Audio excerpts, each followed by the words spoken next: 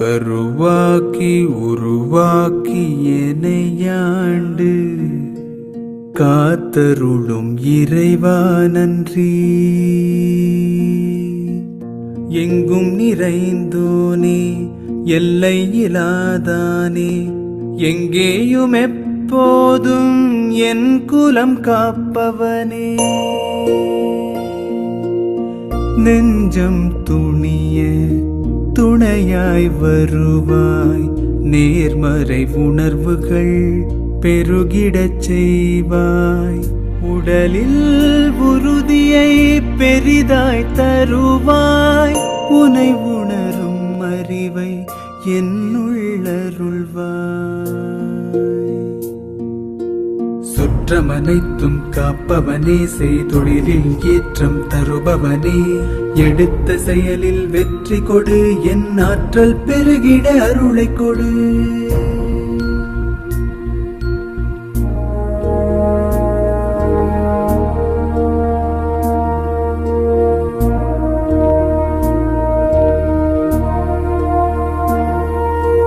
கருவாக்கி உருவாக்கி எனையாண்டு காத்தருளும் இறைவா நன்றி.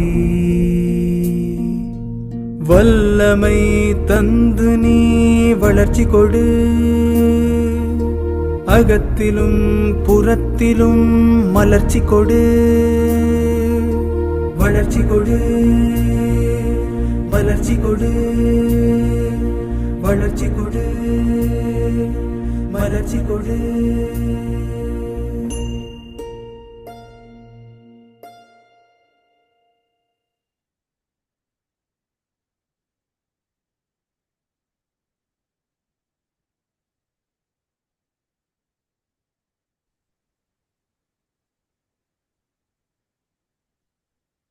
அனைவருக்கும் வணக்கம். வணக்கம் சார். அனைவருக்கும் வணக்கம். ஐயா வணக்கங்க ஐயா. வணக்கம். வணக்கம் சார். நேற்று அமாவாசை அன்னைக்கு சித்தர்களோட இருக்க வேண்டியதா இருந்தனால நேற்று கிளாஸ்க்கு வர முடியல. ஆக்சுவலாக மன்னிப்பு கேட்கணும், ஏன்னா எல்லாரும் எதிர்பார்த்து வருவீங்க. பட் டியூ டு சித்தர்களோட இருந்ததுனால வர முடியல. மன்னிப்பு கேட்கணும். ஆனால் மன்னிப்பு கேட்க வேண்டான்னு சொல்லிட்டு நிறைய பேர் ஃபோன் பண்ணி சொன்னாங்க. சசிரேகா சகோதரியும் கூட, நீங்கள் மன்னிப்பு கேட்டால் எங்களுக்கு ரொம்ப ஃபீலிங்காக இருக்குது, எங்களுக்காக வந்து நீங்கள் இவ்வளோ தூரம் பண்ணுறீங்க சரிங்க, நீங்கள் மன்னிப்பு கேட்டால் எங்களுக்கு சங்கடமாக இருக்குது அப்படின்றதுனால ரொம்ப ஃபீல் பண்ணி சொன்னாங்க. நிறைய பேரும் ஃபோன் பண்ணி சொன்னாங்க. அதனால் மன்னிப்பு கேட்கல. ஆனால் மன்னிப்பு கேட்கணும். ஏதோ ஒரு காரணத்தினாலும் மன்னிப்பு தான் கேட்கணும். கேட்க வேண்டாம்னு நீங்கள் சொல்கிறீங்க, யோசனையாகவே இருக்குது. கேட்கலாமா கேட்க வேண்டாம்? கேட்கணும், கண்டிப்பாக மன்னிக்கணும். சரியா? டாக்டர் இடவங்க வராருன்னு எதிர்பார்க்குறீங்க, டாக்டர் இடவங்க வரல, சித்தர்களோட வர்றாங்க, சித்தர்களோட இருக்கிறோம்.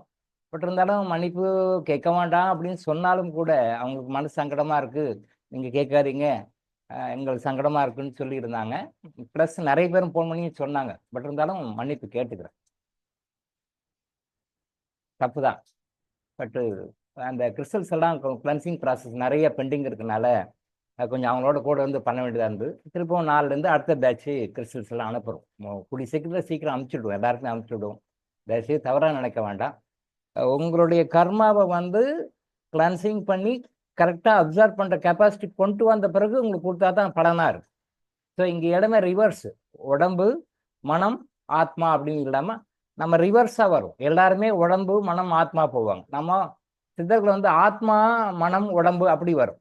ஆத்மா மனம் உடல் அப்படி மேலேருந்து ரிவர்ஸ் வரும். இதுதான் பர்ஃபெக்ட் வே. இந்த வேவை யாரும் சொல்லிக் கொடுக்கல, இந்த வழி யாரும் சொல்லிக் கொடுக்கல. ஸோ வாழ்க்கையில் நீங்கள் எந்த பிரச்சனையாக இருந்தாலும், எந்த நோயாக இருந்தாலும், வாழ்க்கையில் எதுவாக இருந்தாலும் நீங்கள் ஆத்மா இருந்து வந்தீங்கன்னா ரொம்ப ஈஸியாக அடிச்சிட்டு போயிடலாம். அந்த பேஸ் தான் கொஞ்சம் போட்டிருக்கும். அறம் மட்டும்தான் கொஞ்சம், அது என்ன சொல்லுவாங்க, ஸ்டார்டிங் டபுள்னு சொல்லுவாங்க பார்த்தீங்களா, ஸ்டார்டிங் டபுள் தான். ஸ்டார்ட் பண்ணிட்டீங்கன்னா கடன் போயிடுவீங்க. ஸோ அதனால் கிறிஸ்தவ தாமதமாக நடத்துறதுக்கு தயவு செஞ்சு மன்னிச்சுக்கணும்.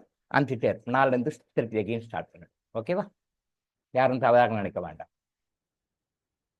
அடுத்தது, நாடு முழுசும் இந்த நாய் பிரச்சனை பெரிய பிரச்சனையாக இருக்குது. எங்கே பார்த்தாலும் ஒரு நாய் கடிக்குது பிரச்சனை. அது நாடு முழுசுமே இருக்குது. அது இப்போ ரீசெண்டாக டெல்லியில் சில இன்சிடென்ட் நடந்த பிறகு சுப்ரீம் கோர்ட்டவே தானாக முன்னெடுத்து வந்து ஜட்மெண்ட்டில் அதை கொடுத்துருக்காங்க போல இருக்கு. ஒரே கலைபரமாக இருக்குது போல இருக்கு. நேற்று சார் கொடுத்தா இதை பற்றி கொஞ்சம் பேசுங்க சார் அப்படின்ட்டு. எல்லா இடத்துலையுமே அந்த பிரச்சனைகள் இருக்குது. ஈவன் நம்ம ஆஃபீஸ் இருக்கிற விஜிபி சிலநகர் ஏரியாவில் கூட நிறைய நாய்கள் தொந்தரவு தான். வீட்டில் இருந்து இங்கே ஆஃபீஸ்க்கு வரணும்னாலும், எங்கள் ஆஃபீஸ்லேருந்து வீட்டுக்கு போனாலும் நிறைய நாய்கள் தொந்தரவு தான். அதுக்கு அந்த விஜிபி சிலநகர் அசோசியேஷனில் வந்து ஒரு வாட்ஸ்அப் குரூப் வச்சுருக்காங்க. அந்த வாட்ஸ்அப் குரூப்பை பார்த்தோம்னா நேரடியாக சண்டை பிடிச்சிக்காத குறை தான். இவர் ஒன்று சொல்லுவார், அவர் ஒன்று சொல்லுவார், இவர் ஒன்று சொல்லி, இது எல்லாத்தையும் நடக்கிறது தான். ஒருத்தர் என்ன சொல்கிறாரு, நாய் வந்து அது தர்மம் சாப்பாடு நாங்கள் போடுறோம், அது நீங்கள் தடுக்கக்கூடாது, அது பசிக்கு என்ன பண்ணணும் ஒருத்தர் கேட்குறாரு. ஒருத்தர் சொல்கிறாரு, அது வந்து நாய் எங்கள் வீட்டு பிள்ளை கடிக்குது, அதுக்கு என்ன பண்ணுறதுன்னு இன்னொருத்தர் கேட்குறாரு. அவர் சொல்கிறாரு, நாய் கடிக்காத பார்த்துக்கிறது உங்கள் பொறுப்பு, நீங்கள் குழந்தைய பார்த்து உங்கள் பொறுப்பு, நீங்கள் தெருவில் விடுறீங்கன்னு ஒருத்தர் சொல்கிறார். இன்னொருத்தர் சொல்கிறாரு, நாயை விடாதீங்க, வீட்டில் வச்சு பார்த்துக்கோங்க உங்கள் குழந்தைங்களான்ட்டார். இவர் இன்னொருத்தர் என்ன சொல்கிறார், நாய்களை காப்பது எங்களுடைய உரிமை, அதுக்கு நாங்கள் சாப்பாடு போடுவோம், எங்களோட உரிமை, அதை நீங்கள் தடுக்கக்கூடாதுன்றாரு. நீங்கள் நாயை விட்டு கடிச்சு பார்த்தா உங்களுக்கு தெரியும், எங்கள் வீட்டு பிள்ளைய நாய் கடிச்சு கஷ்டப்பட்டோம், உங்கள் வீட்டு பிள்ளைய நாய் கடிச்சா உங்களுக்கு தெரியுமா, கரெக்டாக தான் அந்த வேதனை தெரியும் உங்களுக்கு அப்படின்னு இவர் சொல்கிறாரு. இப்படியே விட்டா நேரில் 2 பேரும் அடிக்கடியே நகரம் போடுறது. இந்த மாதிரி வாட்ஸ்அப் குரூப்ல போயிட்டு இருக்கு. இப்போ இது யார் சைடில் தப்பு சொல்லலாம், யார் சைடில் சரி சொல்லலாம்? 2 பேர் சைட்லையுமே தப்பு இருக்கு, 2 பேர் நியாயம் இருக்கு. இது வந்து ஒரு எப்படி சொல்றதுன்னா, யார் பக்கமே ஜட்மெண்ட் கரெக்டாக சொல்ல முடியாது. இவங்க சைடில் தப்பு, நாய் வளர்த்துறது தப்பு, ரோட்ல இருந்து நாயை வளர்த்துறது சாப்பாடு போடுறது தப்பு. தட் மீன்ஸ் என்ன சொல்ல வராங்கன்னா, தெருநாய்களுக்கு சாப்பாடு போடுறது தப்பு, போடாதீங்கன்னு ஒரு குரூப். போடுறதுனால தான் அதெல்லாம் இப்படி வந்து கடிக்குதுன்னு ஒரு குரூப். இன்னொரு குரூப்பு இல்லை இல்லை, அது நாங்கள் பிராணிகளை வந்து உயிராக வளர்க்குறோம், அதுக்கு ஜீவன்களுக்கு சாப்பாடு போடுறோம், அது தடுக்காதீங்கன்னு ஒரு குரூப்பு. நீங்கள் எந்த பக்கம், எந்த கட்சி நீங்களா? எந்த கட்சி நீங்கள் எந்த கட்சிக்கு ஓட்டு போடுவீங்க? தர்ம சங்கடம். இது என்ன பண்ணணும் அப்படின்னா, ஆக்சுவலாக நாய்களுக்கு வந்து கருத்தடை பண்ணி விட்டுறணும். கருத்தடை பண்ணி விட்டுனா குழந்தைங்களுக்கு எப்படி குடும்ப கட்டுப்பாடு பண்ணுறாங்களோ அதே மாதிரி நாய்கள் கருத்தடை பண்ணிடலாம் அப்படின்னு ஒரு குரூப்பு. பட் அது ஒரு சொல்யூஷன் கிடையாது. அது ஒரு சொல்யூஷன் கிடையாது. அது நம்ம ஆளுங்க எப்பவுமே தப்பாக தான் திங்க் பண்ணுவாங்க. கருத்தடை பண்ணுறதுனால இந்த பிரச்சனை போகுமானா அது கிடையாது. இன்னொரு குரூப்பில் இப்போ அவங்களுக்கெல்லாம் வந்து தடுப்பூசி போட்டுடலாம், தடுப்பூசி போட்டுட்டோம்னா அது நாய் கடிக்காது. இன்னைக்கு வீட்டில் நாய் வளர்த்துறவங்களும் சரி, மற்றவங்களும் சரி, தடுப்பூசி போட்டால் பிரச்சனை வராது அப்படின்னு சொல்லி இன்னொரு குரூப். தடுப்பூசி போட்டால் அந்த பிரச்சனையெல்லாம் வராது, நம்ம தடுப்பூசி போடலாம் சேஃப்டின்னு. நல்லா யோசனை பண்ணிக்கோங்க. மனிதனுக்கு போடப்படுகின்ற கொரோனா தடுப்பூசி நம்ம நாட்டில் 1, 2ஓட போயிட்டாங்க. ஃபாரின்ல 5 ஊசி வரைக்கும் போட்டிருக்காங்க. ஃபர்ஸ்ட்டு, செகண்டு, பூஸ்டர்ன்னு சொல்லிட்டு 5 ஊசி போட்டிருக்காங்க ஃபாரின்ல. அவங்களுக்கு திரும்பவும் கொரோனா வந்திருக்கு. யாரு? சாதா நாட்டு நம்மள மாதிரி எங்கே வேணாலும் போய் எங்கே வேணாலும் வர்ற மக்களுக்கெல்லாம் வரல. ஏசிலேயே ரொம்ப கூலிங்லே, ரொம்ப சேஃப் ஜோனில், ரொம்ப செக்யூர்டாக இருக்கிற பிரசிடென்ட்ஸு, பிரைம் மினிஸ்டர்ஸ்க்கு வந்திருக்கு. இளவரசர், அப்போ இளவரசர் இருந்தார், அப்புறம் அதுக்கு பிறகு இப்போ கிங் ஆயிட்டார் சார்லஸ், அவருக்கு வந்திருக்கு. பிரைம் மினிஸ்டர்ஸ்க்கு வருது, பிரசிடென்ட்ஸ்க்கு வருது, மன்னர்களுக்கு கிங்ஸ்க்கு வருது, எம்பரர்ஸ்க்கு வருது, ஜப்பான் எம்பரர்ஸ்க்கு வருது, இங்கிலாந்து எம்பரருக்கு வருது. இப்போ அரசர்களுக்கு மற்றவங்களுக்கெல்லாம் வருது அப்படின்னும் போது அவங்க எவ்வளோ ஹைடெக்ல, ஹை செக்யூர்ல, ஹை பொல்யூட்டடு இல்லாத ஏரியாவில் இருப்பாங்க. இவங்க 4 ஊசி 5 ஊசி போட்டவங்களுக்கு கொரோனா வருது அப்படின்னு சொல்லி சொன்னா இது நம்ம பார்க்குறோம், உண்மையில பார்க்குறோம். இப்போ நாய்க்கு போட்ட தடுப்பூசி அது கரெக்டாக வேலை செய்யும், அது வந்து நம்மளை பாதிக்காதுன்னு எத்தனை பேர் சொல்ல முடியும்? கொஞ்சம் திங்க் பண்ணி பாருங்க. நாய்க்கு தடுப்பூசி போட்டோம், சேஃப்டி, கடிக்காது. நாய்க்கு தடுப்பூசி போட்டோம், சேஃப்டி, கடிக்காது. அப்போ நம்ம தைரியமாக போகலாம் அப்படின்னு சொல்லி போகிறாங்க. அதுவும் கடிக்குது. கடித்த பிறகு அது கடிச்சனால பாய்சன் உள்ள வரல, அஃபெக்ட் ஆகலைன்னு எப்படி தெரியும்? இப்போ மனுஷனுக்கு போட்ட ரொம்ப ஹைடெக் ஊசியே 4 ஊசி 5 ஊசி போட்டு அவனுக்கு வந்து அஃபெக்ட் ஆயிருக்கு அப்படின்னா, அப்போ நாய்க்கு போட்ட ஊசி அது எஃபெக்ட் ஆகாமல் கடிச்சு அந்த ரேபிஸ் ப்ராப்ளம் வந்து இறந்தா அதுக்கு யார் பொறுப்பு? இப்போ எழுந்து என்ன நம்ம தெரிஞ்சுக்கிறோம்? நாய்க்கு தடுப்பூசி போட்டால் சேஃப்டி அப்படின்னு நினைக்கிறது தப்பு. நாய்க்கு தடுப்பூசி போட்டால் ரொம்ப சேஃப்டியாக இருப்போம் அப்படின்னு ஒரு குரூப் வாதாடுது இல்லையா, அதுவும் தப்பு. அதையும் நம்பி போக முடியாது. அப்போ நாய்க்கு கருத்தடையும் பண்ணக்கூடாது, தடுப்பூசியும் போட்டாலும் ரிஸ்க்கு. அப்போ எப்படி தான் இது எஸ்கேப் ஆகுறது? ஆளாளுக்கு ஒன்றுன்னு சொல்லிட்டு இருக்காங்க. இது அப்படியே குழப்பமாக தான் போயிட்டு இருக்கும். நாம என்ன பண்ணணும்? நமக்கு தான் சேஃப்டி பண்ணிக்கணும். பொதுவாகவே சித்தர்களை பொறுத்த வரைக்கும் இதை பார்க்கணும். இப்போ நாய்கிட்ட இருந்து எப்படி பார்த்துக்கிறதுனா அது 3 வழி, அப்புறம் பேசுவோம்.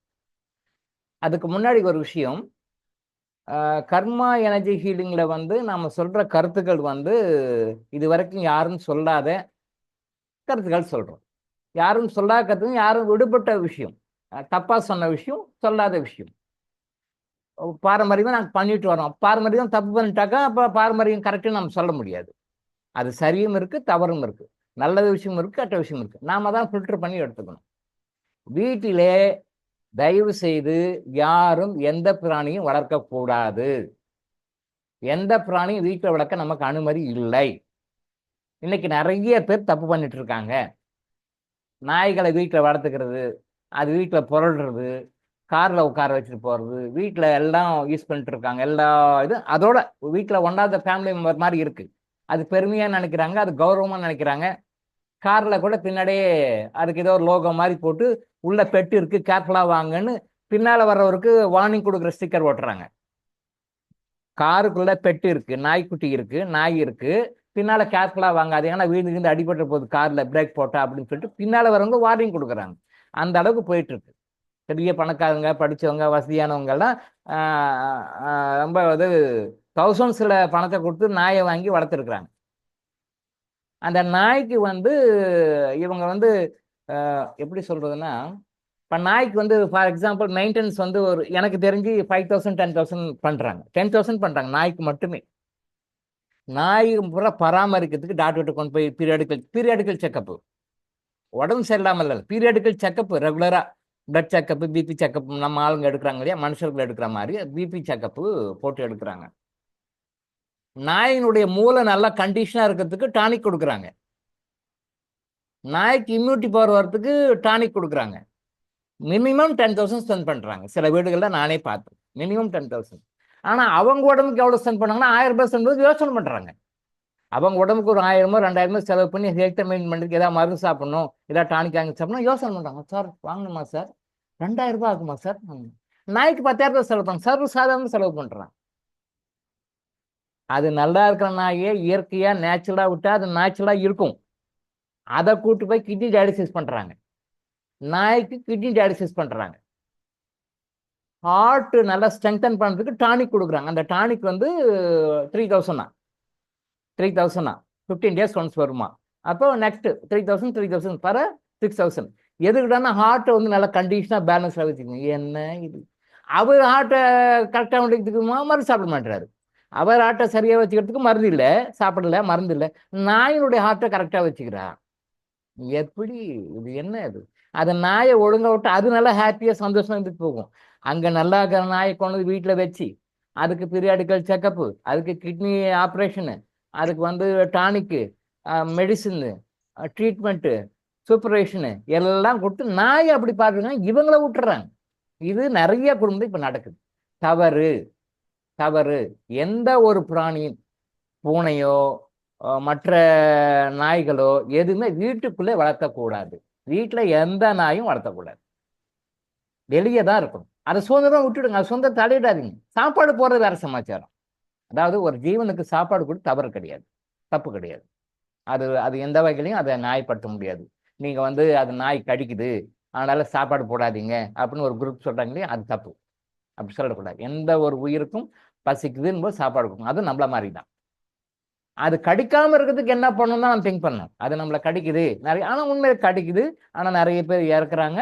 நாய்களை அந்த சம்மந்தப்பட்டவங்க மற்றவங்கள கடிக்கிறது இல்லாமல் சம்மந்த ஓனரே நிறைய கடிச்சிருக்கு. இந்த வீக்கில் மட்டுமே கிட்டத்தட்ட ஒரு 7-8 நியூஸ் வந்துருக்கு. இந்த வீக்கில் மட்டுமே ஃபார் த பாஸ்ட் 1 week நாய் கடிச்சு ஓனர் சஃபர் ஆயிருக்காரு, மற்றவங்க சஃபர் ஆயிருக்காங்க. ப்ளஸ் அந்த சம்மந்தப்பட்ட அந்த வளர்த்துறாரு பார்த்தீங்களா, அந்த ஓனரையே கடிச்ச விஷயம் ஒரு 7-8 விஷயம் வந்துருக்கு. இது தவறு தான். அப்போ நாய்கிட்ட போய் நம்ம பேச முடியாது, நீங்கள் கடிக்காத சொல்லாத அப்படின்னு சொல்லி நமக்கு அது சொல்ல முடியாது, அதுக்கு புரியாது. நம்ம சொன்னாலும் அதை அக்செப்ட் பண்ணிக்காது. ஏதோ ஒரு டென்ஷனில் எமோஷனில் கடிக்குது. ஓனரையே, வளர்த்த ஓனரையே கடிக்குது. வளர்த்த கடை மாரில் பாயுதுன்னு சொல்லுவாங்க இல்லையா, அந்த மாதிரி வளர்த்த நாயே கடிக்குது. நம்ம என்ன சொல்ல முடியும்? ஆனால் சாப்பாடு கொடுக்க வேண்டாம், பட்டினி போடுங்க நம்ம யாரும் சொல்ல முடியாது. அதுக்கு நமக்கு உரிமை கிடையாது. பசிக்கிற ஜீவனுக்கு கொடுக்கணும், அது தர்மம். அது மனுஷனுக்காக இருந்தாலும் சரி, நாய்களாக இருந்தாலும் சரி, அது என்ன கடிக்குது அதுக்காக சாப்பாடு போடணும்னு சொல்லக்கூடாது. According to karma energy healing சாப்பாடு கொடுக்கணும். அப்போ சாப்பாடும் கொடுக்கணும், அதுலேருந்து எஸ்கேப்பும் ஆகணும். அதுக்கு என்ன வழி தான் நம்ம யோசனை பண்ண முடிய சாப்பாடு போடக்கூடாதுன்றது தப்பு. தாராளமாக சாப்பாடு போடுங்க. அது கடிக்காமங்கிறதுக்கு நம்ம தான் ப்ரொடெக்ஷன் பண்ணிக்கணும். அதான் நாம் செய்யணும். செய்ய வேண்டிய விஷயம் வந்து அதுதான். அப்போ அதெல்லாம் வெட்டணும், அதெல்லாம் குத்தணும், அதெல்லாம் ஊரை விட்டு வெளியே டீபோர்ட் பண்ணணும், நிறைய சொல்லிட்டு இருக்காங்க போல இருக்கு. இது ஏதோ சார் வந்து என்கிட்ட காலைல இதை பற்றி பேசுங்கன்னு சொல்லி கொடுத்தனால அது நம்ம எடுக்கணும். மற்றபடி இதில் நம்ம உள்ள இன்வால்வ் ஆக மாட்டோம். பட் தேவையான சப்ஜெக்டாக தான் இருக்குது. பட் இதில் இப்போ நாம் சொல்கிற டேக்அவே மெசேஜ் என்ன அப்படின்னா, நாய்களையும் சரி பூனைகளையும் சரி வீட்டில் எந்த பறவைகளையும் எந்த விலங்குகளையும் யாரும் வளர்க்கக்கூடாது. அது வந்து சாஸ்திரத்துக்கு விரோதமானது. எதையுமே வளர்த்தக்கூடாது. வளர்த்தா என்ன அப்படின்னா, நீங்கள் நல்லா நோட் பண்ணுங்க. உங்கள் ஃபேமிலியிலேயே நோட் பண்ணுங்க. நீங்கள் என்ன வளர்த்துறீங்கன்னு நோட் பண்ணுங்க. உங்களோட ரிலேட்டிவ்ஸ் பாருங்க, உங்கள் சொந்தக்காரங்களை பாருங்க. வெளியில் சொல்ல முடியாத மனவேதனைகள் இருக்கும். அதை நீங்கள் ஓப்பனாக எப்படிக்க வெளியே சொல்ல முடியாத மாதிரி மனசு வேதனை குடும்பத்தில் கண்டிப்பாக இருக்கும். சத்தியமாக இருக்கும். நீங்கள் நோட் பண்ணி பாருங்க. எல்லாருமே நோட் பண்ணி உங்கள் வீட்டில் நீங்கள் நாய் வளர்த்தாலும் சரி, பக்கத்தில் நாய் வளர்த்தாலும் சரி, உங்கள் ரிலேட்டிவ்ஸ் வளர்த்தாலும் சரி, உங்களுடைய டிஸ்டன்ஸ் ரிலேட்டிவ்ஸ் வளர்த்தாலும் சரி, உங்கள் ஃப்ரெண்ட்ஸ் சர்க்கிள் யார் நாய் வளர்த்தாலும் வீட்டில் நாய் வளர்த்துறாங்க, வீட்டுக்குள்ளே நாய் வளர்த்துறாங்க, வீட்டுக்குள்ளே நாய் வருது இருக்குது அப்படின்னா அந்த குடும்பத்தில் கண்டிப்பாக வெளியில் சொல்ல முடியாத மனசுக்குள்ளே போட்டு புழுங்கி கொண்டிருக்கின்ற அந்த பிரச்சனைகள் கண்டிப்பாக அந்த குடும்பத்தில் இருக்கிற உறுப்பினர்களுக்கு இருக்கும். குடும்பத்துக்கு இருக்கும், அது குடும்ப உறுப்பினர்களுக்கு இருக்கும். இப்போ இல்லைனாலும் அந்த டைம் வரும்போது வரும். அந்த டைம் வரும். சில டைமில் சில பேருக்கு வந்துட்டு போயிருக்கும், சில பேருக்கு இப்போ இருக்கும், சில பேர் ஃபியூச்சரில் வரும். நல்லா பாருங்க, பாஸ்ட் டென்ஸில் வந்துட்டு போயிருக்கும், இல்லை ப்ரெசென்ட்டில் இப்போ அதை அனுபவிச்சுட்டு இருப்பாங்க. அல்லது ஃபியூச்சரில் உங்களுடைய கிரக நிலைகள் மாறிக்கிட்டே இருக்கு இல்லையா, கிரகங்கள் மாறிக்கிட்டே இருக்கு இல்லையா, டெய்லி மாறிக்கிட்டே இருக்குது. அப்போ மாறும்போது உங்கள் ஃபேமிலியில் இருக்கிற அரஸ்கப் இந்த மாதிரி மாறும்போது கண்டிப்பாக அந்த பிரச்சனை இது சத்தியமாக வரும். நீங்கள் நல்லா நோட் பண்ணிப்பாரு. அப்போ என்ன பண்ணணும், அதை நம்ம வீட்டில் வளர்த்தக்கூடாது, விட்டுறணும் வேலையை. பூனைகளை கூட அதை டோட்டலாக வெளியே விட்டுரும். நீங்கள் பாது ஊற்றுறீங்க, அது வேறு சமாச்சாரம். நீங்கள் பூனைக்கு சாப்பாடு கொடுக்குறீங்க பாருங்க, அது வேறு. அது வரணும், கெஸ்ட் மாதிரி சாப்பிட்டு போயிடணும், அவ்வளோதான். நாய்க்கா அது வருதான், சாப்பிடணும், போயிடணும். நீங்கள் வீட்டுக்குள்ளே கூப்பிட்டுக்கிறது, வீட்டுக்குள்ளே பெட்டில் படுக்க வச்சுக்கிறது, வீட்டுக்குள்ளே உழவு விடுறது, காரில் உட்கார வச்சுக்கிறது, காரில் வாக்கிங் கூப்பிட்டு போகிறது, காரில் பார்க்கு பீச் இப்படிலாம் கூப்பிட்டு போகிறது, காரில் உட்கார வச்சு கூப்பிட்டு போகிறது முழுக்க முழுக்க தவறு. எகெயின்ஸ்ட் நேச்சர் லா. அதே மாதிரி வீட்டில் பறவைங்களாம் வளர்த்துவாங்க, கூண்டில் வளர்த்துவாங்க. பறவைகள்லாம் வளர்த்தவே கூடாது வீட்டில். அது சுதந்திரமாக விட்டுறணும். அதுக்கு நீங்கள் சாப்பாடு கொடுக்குறது வேறு சமாச்சாரம். நீங்கள் நான் சொல்லியிருக்கேன் ஏற்கனவே, புதன்கிழமைகளில் பாசிப்பயிர் கொடுத்தீங்கன்னா ஸ்கின் ப்ராப்ளம் சரியாகும். அதே மாதிரி ஒரு நாளில் ஒரு குறிப்பிட்ட தானியங்களை குறிப்பிட்ட பறவைகளை கொடுத்தீங்கன்னா அந்த நோய்கள் சரியாகும். உண்மை. நான் பிஹெச்டியில் இதெல்லாம் கன்ஃபார்ம் பண்ணியிருக்கேன். நான் பிஹெச்டி பண்ணும்போது இதெல்லாம் கன்ஃபார்ம் பண்ணியிருக்கேன். இதெல்லாம் வந்து மூட நம்பிக்கை அப்படின்னு சொல்லவே முடியாது. எல்லாமே சயின்ஸ். எந்த நாளில் எந்த குறிப்பிட்ட பறவைக்கு என்ன தானியம் கொடுத்தா அந்த நோய் போகும்னா போயிருக்கு. எப்படி போகும்னா சினிமாவில் வர மாதிரி ஓவர் நைட்டில் போகாது. அந்த நோயை போக்குவதற்கான சரியான டாக்டர்கிட்ட போவாங்க, சரியான மருந்துகளை எடுப்பாங்க, சரியான வழிமுறைகளை ஃபாலோ பண்ணுவாங்க. அந்த நோய் போகாமல் இருப்பதற்காக இவங்க ஃபாலோ பண்ணுற தவறான நடைமுறைகளை கைவிட்டுருவாங்க. புரியுதுங்களா? நோய் எப்படி போகும்னா விட்டாடாச்சார மாதிரி அப்படியே போயிடாது. ஏதோ ஒரு மாரியம்மன் படத்தில் வந்து பாட்டு பாடுவாங்க, அம்மன் போயிடும். அது என்ன, அம்மை போயிடும். ஏதோ ஒரு படம், அது எந்த படம் தெரியல, உங்களுக்கு தெரியும்னு நினைக்கிறேன். ஸோ அந்த அம்மா பாட்டு பாடுவாங்க, ஜெயலலிதான்னு நினைக்கிறேன், அவங்க தான் நினைக்கிறேன். ஏதோ பாடுவாங்க, அந்த பாட்டு இறக்குவாங்க. அவர் சுந்தரராஜனுக்கு, மேஜர் சுந்தரராஜனுக்கு வந்து அம்மா வந்திருக்கும், இவங்க பாட்டு பாடுவாங்க, இறங்கிடும். அது படத்தில் பார்த்துருக்கோம் சின்ன வயசாக இருக்கும்போது. என்ன படம்னு தெரியல. மேஜர் சுந்தரராஜன் வந்து அஃபெக்ட் ஆகிடுவார். அவர் வந்து ஆங்கிலேயர்னு நினைக்கிறேன். இந்த அம்மா பக்தி, ஜெயலலிதா அம்மா வந்து பக்தை, அவங்க பாட்டு பாடுவாங்க, இறங்கிடும். அது மாதிரி சினிமாவில் வர மாதிரிலாம் நடக்காது. ஆனால் அந்த நோய் போவதற்கு உண்டான காரணங்களை அவங்களையோ அறிந்தோ அறியாமலோ சரியான டாக்டர்கிட்ட போவாங்க, சரியான மருத்துவமனையை அணுகுவாங்க, சரியான மருத்துவ முறையை தேர்ந்தெடுப்பாங்க. என்ன நோய், அந்த நோய் வந்து போகாமல் இருக்கிறதுக்காக இவங்க தப்பாக என்ன பண்ணிட்டு இருக்காங்களோ அந்த தப்பான நடைமுறைகளை கைவிட்டுருவாங்க. இதெல்லாம் நடக்கும். மூட நம்பிக்கைகள்லாம் கிடையாது. நீங்கள் ஸ்கின் ப்ராப்ளம் இருக்கிறவங்க புதன்கிழமையில புறாவை கொடுத்து பாருங்க. தொடர்ந்து ஒரு ஒரு 4-5 வாரம் தொடர்ந்து கொடுத்து பாருங்க. அந்த ஸ்கின் ப்ராப்ளத்துக்கு சரியான வழி போட்டு ஏதாவது வகையில் அது சரியான ட்ராக்கை பிடிப்போம். அந்த சரியான ட்ராக்கை பிடிச்சி அது க்யூர் ஆகும். அதே மாதிரி ஒரு ஒரு பிரச்சனைகளுக்கும் எந்தெந்த தானியம் யார் யாருக்கு எப்போ கொடுக்கணும், தானம் கொடுக்கணும், தர்மம் கொடுக்கணும், ஒரு ஒரு பிரச்சனைகளுக்கு. அப்போ எந்த பதவிகளுக்கு கொடுக்கணும், எந்த நாளில் கொடுக்கணும், எந்த கிழமையில கொடுக்கணும், கணக்கு இருக்கு. அதெல்லாம் உண்மைதான், மூட நம்பிக்கைலாம் கிடையாது. அதனால தயவு செய்து இந்த வீட்டில் பூனை வளர்த்துறது, அப்புறம் வீட்டில் பறவைகள் வளர்த்துறது, வீட்டில் மற்ற மனிதர்களை தவிர வீட்டில் யாரும் அலோவ் பண்ணக்கூடாது. மனிதர்களை தவிர வீட்டில் யாரையும் அலோவ் பண்ணக்கூடாது. சாப்பாடு கொடுக்குறது வேற சமாச்சாரம். நீங்கள் பால் கொடுக்குறீங்க, சாப்பாடு கொடுக்குறீங்க, மட்டர் கொடுக்குறீங்க, அதெல்லாம் கொடுங்க, தப்பு இல்லை. பட் வீட்டுக்குள்ளே அலோவ் பண்ணக்கூடாது. நீங்கள் வீட்டில் வச்சு பண்ணீங்கன்னா இப்போ நான் சொன்னது சத்தியமாக இருக்கும். இதில் யாரும் மாற்றுக்கத்தே கிடையாது. அவங்க லெவலுக்கு தகுந்த மாதிரி இது இருக்கும். கோட்டீஸ்வரங்க, மில்லியனர்ஸு, பில்லியனர்ஸு அவங்களும் நாய் வளர்த்துறாங்க. சாதாரண மக்களும் நாய் வளர்த்துறாங்க. லோ கிளாஸ் பீப்புளும் நாய் வளர்த்துறாங்க. பட் நாய் வளர்த்தி அது வீட்டுக்குள்ளே கொண்டு வந்து வைக்கிறவங்களுக்கு இந்த பிரச்சனைகள் இருக்கும். என்ன பிரச்சனை இருக்கும்? வெளியில் சொல்ல முடியாத, மற்றவங்ககிட்ட வெளியே சொல்ல முடியாத, மனதில் புழுங்கக்கூடிய, மனசிலே போட்டு உழப்பி கொண்டிருக்கக்கூடிய பிரச்சனைகள் ஏதோ ஒன்று உடல் ரீதியாகவோ மன ரீதியாகவோ ஆத்ம ரீதியாகவோ பிரச்சனைகள் இருக்கும். அதை தவிர்க்க முடியாது. தயவுசெய்து இதெல்லாம் மாற்றினீங்கன்னா நோய் சரியாயிடும், உங்கள் பிரச்சனைகள் சரியாயிடும், உங்கள் மனம் அமைதியாகும். இது நடக்கும். அதனால இதுலேருந்து டேக் அவே மெசேஜ் என்ன, இந்த மாதிரி விஷயமா எடுக்காதீங்க. இப்போ நாய்கள் கிட்ட இருந்து எப்படி வர்றது? நாய்கள் கிட்ட இருந்து வரணும்னா 3 வகைகள் இருக்கு. சில மந்திரங்கள் இருக்கு. அந்த மந்திரம் சொன்னீங்கன்னா நாய்கள் உங்களை வந்து கடிக்க வராது, ஒதுங்கிடும். சில தாயத்துகள் இருக்கு. அந்த தாயத்தை நீங்கள் இடுப்பில் கட்டிருந்தீங்கன்னா அது வந்து அந்த நாய் வந்து உங்களை கடிக்காது. மற்றவங்களை கடிக்காலும் கடிக்கும், உங்களை கடிக்காது, அது ஒதுங்கிடும். அந்த தாயத்துக்கு அப்படி ஒரு பவர் இருக்கு, சித்தர்கள் சொல்லியிருக்காங்க. சில மந்திரங்கள் இருக்கு, அதுக்கு அந்த பவர் இருக்கு. நிறைய பேர் நம்ப மாட்டாங்க. பாம்பு கடி விஷம் வந்துட்டாக்க அதுக்கு மருந்து கொடுப்பாங்க, அது கொஞ்சம் காப்பாற்றுவாங்க. இப்போ லேட்டஸ்ட்டாக அதை போய் எல்லாம் பண்ணால் காப்பாற்ற முடியதில்லை. என்ன பண்ணுறாங்க, முடிஞ்சவங்க ட்ரை பண்ணுறாங்க. பட் இன்றைக்கும் வந்து ஃபாரஸ்ட் ஏரியாவில், இந்த நீலகிரி ஏரியாவில் அந்த மலைவாழ் மக்கள் கிட்டலாம் போனோம்னா நான் பார்த்துருக்கேன். நிறைய பேர் பாம்பு கடிக்கு ஒரு மந்திரத்தை சொல்லி இறக்குறாங்க. அது எப்பேற்பட்ட பாம்பு விஷமாக இருந்தாலும் அந்த மந்திரம் சொல்லி இறக்குறாங்க. அப்படியே சொல்ல சொல்ல சொல்ல மந்திரம் சொல்ல சொல்ல பாம்பு விஷம் இறங்குது. இது உண்மை, கண்கூடாக உண்மை. நான் பார்த்துருக்கேன். தோடாசுன்னு சொல்லுவோம் இல்லையா, தோடர்கள்னு சொல்லுவோம். அந்த நீலகிரி ஹில்ஸ் ஏரியாவில் இருக்காங்க, மலைவாசிகள் இருக்காங்க. அவங்க பாம்பு கடிச்சா, எப்பேற்பட்ட பாம்பு கடிச்சாலும் அப்படியே அந்த மந்திரத்தை சொல்லி இருக்கிறாங்க. டச் பண்ணுறதே கிடையாது. அப்படியே சொல்லி பிராணிக்கிடங்கள் ரைக்கில் சொல்லுவோம் பார்த்தீங்களா, அதே மாதிரி அப்படியே அந்த மந்திரத்தை சொல்லி சொல்லி இருக்கிறாங்க. அப்படியே அந்த விஷயம் ஆகுது, அப்படியே நார்மலாகும். எந்த கடிவாயும் அந்த கடிவாயில் திருப்பி ரத்தம் வெளில வருது, சரியாகுது. நிறைய விஷயங்கள் இருக்கு. இன்னைக்கும் சில ரகசியங்கள்லாம் அவங்ககிட்ட இருக்கு. அப்போது நாம் சொல்கிறோம், நம்ம மாடர்ன் சிஸ்டம் ஆஃப் மெடிசன்ஸில் ஒரு பேஷண்ட்டுக்கு மருந்தை கொடுத்து க்யூர் பண்ண முடியல, பாம்பு கடிப்பட்டவனுக்கு இறக்க விட்டுறோம். ஆனால் ஒரு மந்திரத்தை சொல்லி அவங்க க்யூர் பண்ணுறாங்க அப்படின்னா நம்மளால முடியாத ஏதோ ஒரு விஷயம் அங்கே இருக்குன்னு நம்ம அக்செப்ட் பண்ணிக்கணும். டைலாக் பேசி லாலாம் பேசின்னு அக்செப்ட் பண்ணிக்க மாட்டேன், அது நமக்கு என்ன நஷ்டம் இருக்கு? இன்னைக்கு இருக்கிற மாடர்ன் மக்கள் அது நம்மளையே ஒழிய, பட் மந்திரங்களுக்கு சக்தி இருக்கு. மந்திரங்களை சொல்லி தேர்வு விஷயத்தை இறக்குறாங்க. இன்னைக்கும் இறக்குறாங்க. பாம்பு விஷயத்தை இறக்க முடியும். அப்போ மந்திரங்களுக்கு அந்த பவர் இருக்குன்றது உண்மை. நமக்கு சரியா மந்திரம் சொல்லி கொடுக்க ஆள் இல்லை, அந்த மந்திரம் சரியா பிரயோகிக்க நமக்கு தெரியல, அந்த சரியாக பிரயோகிக்கும் முறையை வந்து நமக்கு யாரும் சொல்லிக் கொடுக்க நமக்கும் தெரியல. அதனால நம்ம அது நமக்கு வந்து தெரியலன்ற காரணத்துக்காக அது முட்டாள்தனம், மூடத்தனம், பைத்தியக்காரத்தனம்லாம் சொல்லக்கூடாது. மந்திரங்களுக்கு பவர் இருக்கு. ஸோ அப்போ நாய்களை பொறுத்த வரைக்கும் இந்த மந்திரங்களை சொன்னால் நாய் கடிக்காது, தாயத்து கட்டினாலும் நாய் கடிக்காது.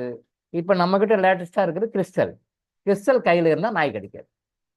கிறிஸ்டல் கையில் இருந்ததுன்னா அது எந்த மாதிரியான நாயாக இருந்தாலும் எந்த மாதிரி இதுவாக இருந்தாலும் உங்களை கடிக்காது. பிகாஸ் நீங்கள் கிறிஸ்டல் வச்சுருந்தீங்கன்னா உங்களை சுற்றி 6 அடி சரௌண்டிங்கு உங்கள் 6ஆல் ஒரு ப்ரொடெக்ஷன் டயர் இருக்கும் எப்பயுமே. கிறிஸ்டல் உங்கள்கிட்ட இருந்தாலே போகும், கமெண்ட்லாம் கொடுக்க தேவை. ஜஸ்ட்டு கையில் பாக்கெட்லேயோ உடம்புலையோ உங்கள் பேக்லேயோ கிறிஸ்டல் இருந்தாலே உங்களை சுற்றி ஒரு 6 அடிக்கு ஒரு ப்ரொடெக்ஷன் டயர் வந்துடும். அது நீங்கள் பணம் கொடுத்தா கூட அவ்வளோ செக்யூர்டாக ஒரு செக்யூரிட்டி வச்சுக்க முடியாது, அவ்வளோ செக்யூரிட்டி அது வரதுக்குள்ளே அதுக்குள்ளே வரும்போது அந்த நாயுடைய மைண்டு மாறிடும். கடிக்கணும்னு வந்தால் கூட அது அப்படியே ரிவர்ஸ் ஆகி போடும், விட்டுடும். பயப்பட தேவை. கிறிஸ்டலும் கையில் இருக்கும்போது நாய்க்காக பயப்பட தேவை. சரியா? அது அவ்வளோ ப்ரொடெக்ஷன் கொடுக்கும். நிறைய விஷயங்களில் கிறிஸ்டல் நம்ம யூஸ் பண்ணலாம். அது போக போக அடுத்தடுத்த வகுப்புகளில் சொல்லுவோம். இப்படியெல்லாம் கூட யூஸ் பண்ணலாமா அப்படின்னு சொல்லி நிறைய விஷயங்களுக்கு யூஸ் பண்ணலாம். நேற்று ஒரு சகோதரி வந்திருந்தாங்க. அவங்களுக்கு வந்து இட்லி சப்ப சப்பையா போகுது, இட்லி சரியா வரல. அப்போ வந்து கிறிஸ்டல் கிட்ட கேட்டாங்களாம். நேற்று சொன்னாங்க, நேற்று ஈவினிங். எனக்கு வந்து இட்லி நல்லா வரணும், நல்லா புதுசு நல்லா வரணும், சப்ப சப்பையா போய் வரவே மாட்டேங்குது.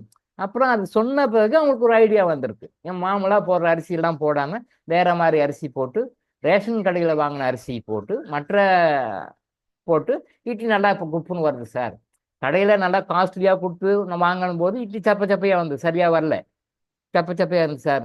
நான் கிறிஸ்டல் கிட்ட சொன்னேன் சார், எனக்கு இப்படியே வருது, இட்லி நல்லா இருக்கணும், எனக்கு கிறிஸ்டல் எனக்கு இட்லி கொஞ்சம் நல்லா வர மாதிரி பண்ணி கொடுங்க அப்படின்னு சொல்லி கிறிஸ்டல் கிட்ட சொன்ன பிறகு அந்த தாட் வருது அவங்களுக்கு. அப்பா உங்களுக்கு இந்த இட்லி மாவு இதுக்கு எப்படி வரணும்னா நீங்கள் ரேஷன் அரிசி போடுங்க, ரேஷன் அரிசி போட்டால் உங்களுக்கு செட் ஆகும்னு அவங்க மைண்டை அது டிவைன் அது உணர வச்சு, அப்புறம் அவங்க வந்து ரேஷன் அரிசியை கூட கலந்து போட்ட பிறகு இப்போ நல்லா வருது சார், நான் ரேஷன் அரிசி கலந்து போட்ட பிறகு மிக்சிங் போட்ட பிறகு இட்லி நல்லா வருது சார் அப்படின்னு சொல்லி நேற்று ஈவினிங் சொன்னாங்க. ஆச்சரியமாக தான் இருந்தது.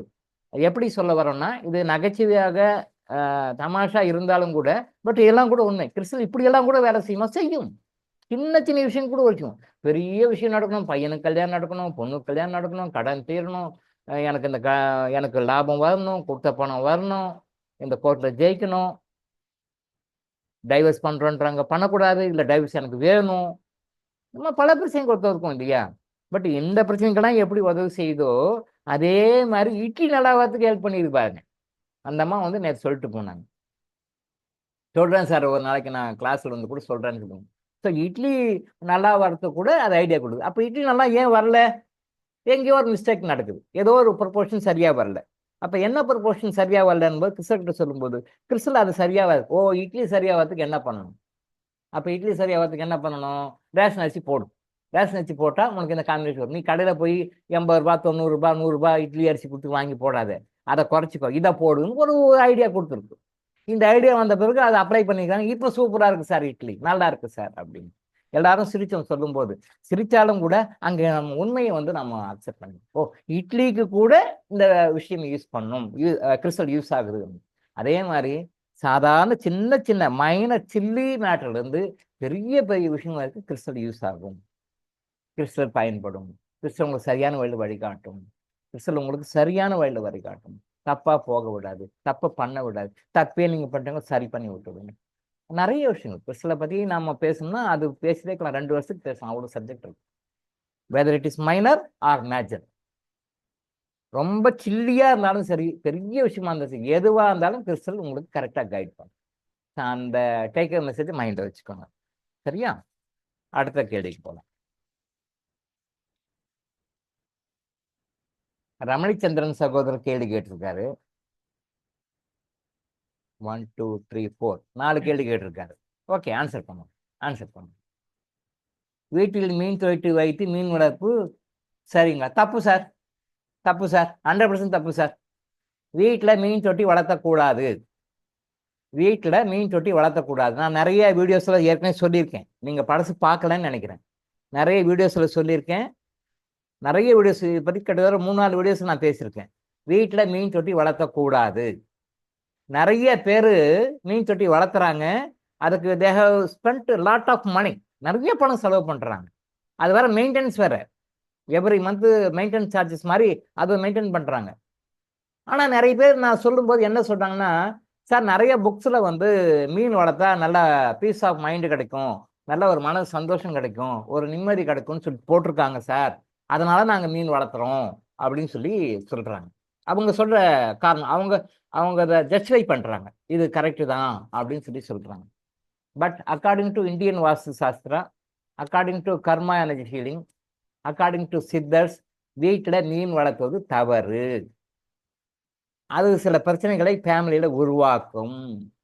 அதை லிஸ்ட்டு சொன்னால் நீங்களாம் பயந்துருவீங்க. அந்த லிஸ்ட்டு நான் சொல்லவில்லை, வேண்டாம். ஏற்கனவே டாக்டர் சொன்னால் பயமுறுத்துறாருன்றீங்க. மீன் தொட்டியை வீட்டில் வளர்ப்பது தவறு. மீன் தொட்டியை வீட்டிலேருந்து வெளியே எடுத்து போடுங்க, கொடுத்துருங்க, டிஸ்போஸ் பண்ணிடுங்க, வேண்டாம். அப்போ மீன் தொட்டிக்காரங்க எப்படி சார் பழைப்பான்? வீட்டில் இருக்கும் எலிகளை எப்படி விரட்டணும்? சூப்பர், நல்ல கேள்வி சார். ஐடியா நான் வழி சொல்கிறேன். நான் நியாயமான கேள்வி தான், தப்பு இல்லை, யாரும் டென்ஷன் ஆக வேண்டாம். என்ன சில்லி கொஸ்டின்லாம் கேட்குறாங்க அப்படின்னு சொல்லிட்டு டென்ஷன் ஆக வேண்டாம், நியாயமான கேள்வி தான். நான் ஆன்சர் பண்ணேன் சார், ஃபியூச்சரில் ஆன்சர் பண்ணேன். வீட்டில் எலிகளை எப்படி போக்கலாம், உண்மையான விஷயம் அது சொல்லலாம், நம்ம கைட் பண்ணலாம். அதாவது வந்து எலிகளை கொல்லாமல் எப்படி வராமல் தடுக்கும் சில மெத்தட்ஸ் இருக்குது. அது உங்களுக்கும் தெரியும், நானும் அதை கிளாரிஃபை பண்ணி நெக்ஸ்ட் மந்த்தில் நான் அதை சொல்கிறேன். பட் இப்போதைக்கு மீன் தொட்டி மேட்ரு வந்தபோது மீன் தொட்டி வீட்டில் வளர்த்தக்கூடாது. மீன் தொட்டி வளர்த்தினா கிட்டத்தட்ட ஒரு 12-13 வகையான பிரச்சனைகள் வரும். இப்போ டைம் இல்லைன்னா அது சுருக்கமாக சொல்கிறேன். ஒரு 12-13 வகையான பிரச்சனைகள் வரும். பின்ன டைம் கிடச்சுன்னா ஒரு 2-3 மந்த்ஸ் கழிச்சு எல்லாருக்கும் கிறிஸ்டல்லாம் போன பிறகு கொஞ்சம் டேஞ்சர் ஆகிடும். அப்போ ஒன்றா கொஞ்சம் இதெல்லாம் டிஸ்கஸ் பண்ணலாம். ஏன்னா இப்போ கிறிஸ்டல் யாருக்கும் இல்லை, கரெக்டாக போய் சேரலையனால நம்ம அதில் கொஞ்சம் கான்சென்ட்ரேட் பண்ணுறதுனால இதெல்லாம் கொஞ்சம் டீப்பராக சொல்ல முடியல. இதெல்லாம் முடிச்சு எல்லாம் எல்லார் கையிலையும் கிறிஸ்டல் போய் சேர்ந்து எல்லாரும் அந்த கிறிஸ்டலை யூஸ் பண்ணுற கண்டிஷனுக்கு எல்லாரும் வந்துட்டாங்கன்னு வச்சுங்களேன். அப்புறம் ரிலாக்ஸாக இந்த மாதிரி கேள்விக்கெல்லாம் ஆன்சர் பண்ணலாம், பொறுமையாக ஆன்சர் பண்ணலாம். இப்போ ரொம்ப பேசிக்காக அந்த கர்மா பற்றி புரிஞ்சுக்கணுமே, கர்மா பற்றி தெரிஞ்சுக்கணுமே, பேசிக் ஃபண்டமெண்டல் கீழே தெரிஞ்சுக்கணுமே, கிறிஸ்டல் யூஸ் பண்ணுறதுக்கு முன்னாடி என்ன நாலேஜ் எல்லாம் வேணுமோ அதை மட்டும்தான் இப்போ கொஞ்சம் ஆன்சர் பண்ணிட்டு இருக்கோம். அதனால இதெல்லாம் முடிஞ்ச பிறகு கிறிஸ்டல்ஸ் எல்லார் கையிலையும் கம்ப்ளீட்டாக எல்லார் கையிலையும் போன பிறகு அவங்களாம் ரெகுலராக டே டு டே லைஃப்பில் யூஸ் பண்ண ஆரம்பிச்சிட்டாங்க, அதோடைய பெனிஃபிட்ஸ் பார்க்க ஆரம்பிச்சிட்டாங்க, அதோடைய ப்ளஸ் பாயிண்ட்டை என்ஜாய் பண்ண ஆரம்பிச்சிட்டாங்கன்னு பிறகு அப்புறம் கொஞ்சம் ரிலாக்ஸாக நம்ம இந்த மாதிரி கேட்டுக்கெல்லாம் ஆன்சர் பண்ணலாம். பட் பண்ணும் இருக்குது, ஆன்சர் பண்ணக்கூடாது இல்லை, வெரி சில்லி கொஸ்டின் தான் கிடையாது, கண்டிப்பாக பண்ணலாம். பட் மீன் தொட்டிகளை வளர்க்காது இருக்கு. மீன் தொட்டிகளை வளர்த்தீங்கன்னா கிட்டத்தட்ட ஒரு 13 வகையான பிரச்சனைகள் உங்களுக்கு வரும். உங்களுக்கு தெரியாது, நீங்கள் நினைக்கிறீங்க இதனால தான் வரும், இதனால தான் வருது, இதனால தான் அப்படின்னு நினைக்கிறீங்க. மீன் தொட்டியை நாம் வீட்டில் வளர்ப்போம். ஏன் வளர்க்கக்கூடாது அப்படின்னா, மீன் வந்து சுதந்திரமாக கடல்லையோ ஆற்றுலையோ குளத்துலையோ இருக்க வேண்டிய விஷயம். அதை கொண்டு வந்து நீங்கள் வந்து உள்ள ஒரு உங்கள் சுயநலத்துக்காக ஒரு தொட்டிக்குள்ளே வளர்த்தும் போது அது நெகட்டிவ் கர்மாவை கிரியேட் பண்ணுது. வேணா எக்ஸாம்பிளோட நான் ஃபியூச்சரில் சொல்கிறேன், ஒரு 2-3 மந்த்ஸ் கழிச்சு வேணா நான் எக்ஸாம்பிளோடய சொல்கிறேன். நான் என்ன எக்ஸாம்பிளோடய உங்களுக்கு சொல்கிறேன். இந்த மாதிரி யூஸ் பண்ணவங்க என்ன சஃபர் ஆகிட்டு இருந்தாங்க, அந்த தொட்டி எடுத்த பிறகு எப்படி பாசிட்டிவாக அவங்க கஷ்டங்கள்லாம் மாறிச்சு. மீன் தொட்டி வளர்த்ததுனால அவங்களையும் அறியாமல் எப்படிலாம் கஷ்டப்பட்டு இருந்தாங்க, மீன் தொட்டியை ரிமூவ் பண்ண பிறகு அந்த பிரச்சனைகள்லாம் எப்படி போச்சு அப்படின்னு நான் எக்ஸாம்பிளோடய சொல்கிறேன். பேர் மட்டும் தான் சொல்ல மாட்டேன், பட் அந்த இன்சிடென்ட்டை அப்படியே சொல்லி இந்த எக்ஸாம்பிளோட சொல்கிறேன். எத்தனை எக்ஸாம்பிள் சொல்லலாம். தெரியல மக்களுக்கு, இது யாரும் சொல்கிறோம் இல்லை, எவனோ ஒருத்தன் எழுதுறான், எவனோ ஒருத்தன் சொல்கிறான், உடனே கடை வச்சிருக்கான், ஊன்னு சொல்லிட்டு வீட்டில் வாங்கி வச்சுக்கிறாங்க. அதனால் நீங்கள் பார்க்கும்போது உங்களுக்கு டென்ஷன் போகுது, எமோஷன் போகுது. அப்படின்னா எப்படின்னா, அடுத்தவங்க கஷ்டத்தை பார்த்து நம்ம சந்தோஷப்படுற மாதிரி, சந்தோஷப்படுற மாதிரி. அது நடக்குமா? அது சரியா? அடுத்தவங்க சந்தோஷப்படுறத பார்த்து சந்தோஷப்படணும். நல்லா பார்த்துக்கோங்க. சாடிஸ்ட் மென்டாலிட்டின்னு சொல்லுவாங்க சைக்காலஜியில், சாடிஸ்ட் மென்டாலிட்டின்னு சொல்லுவாங்க. சாடிஸ்ட் மென்டாலிட்டினா என்னன்னா, அடுத்தவன் கஷ்டப்படுறத பார்த்து நம்ம சந்தோஷப்படுவோம், ஹாப்பி. அவன் கஷ்டப்படுறத பார்த்து நம்ம சந்தோஷப்படுவோம்.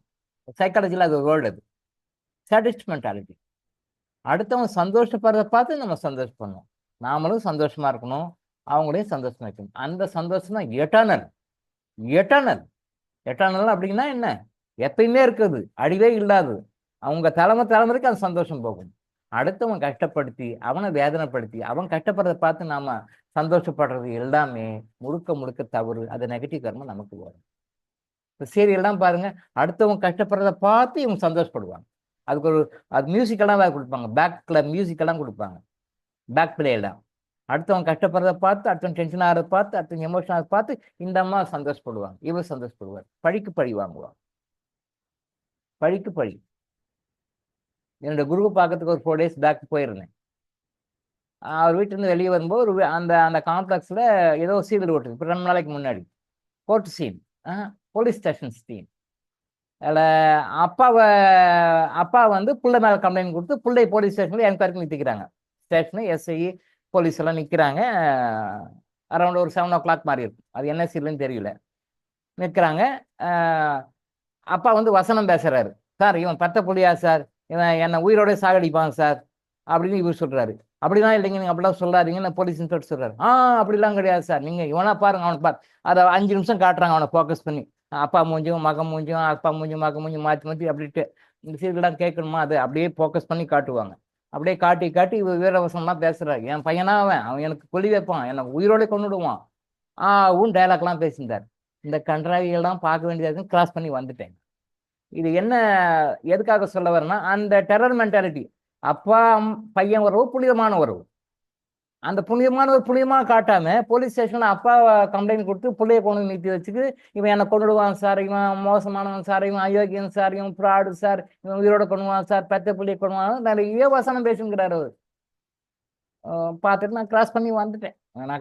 அதுக்கு பிறகு என்ன போச்சோ என்ன நடந்ததோ தெரியல. ஒரு அப்பா மகனுக்கு உண்டான உறவு வந்து அப்படி ஒரு பேக் மியூசிக்கை கொடுத்து டெரரா அப்படி கொண்டு போறோம். அதை பார்க்க மென்டாலிட்டி எப்படி வரும்? அப்புறம் அப்பா பிள்ளைக்கு எப்படி உறவு வரும்? சண்டை பிடிச்சுதான் இருப்பாங்க. போயிட்டு இருக்காங்க, ரைட், ஓகே, அதை பத்தி நம்ம வேண்டாம், நம்ம சப்ஜெக்ட் நம்ம வருவோம்.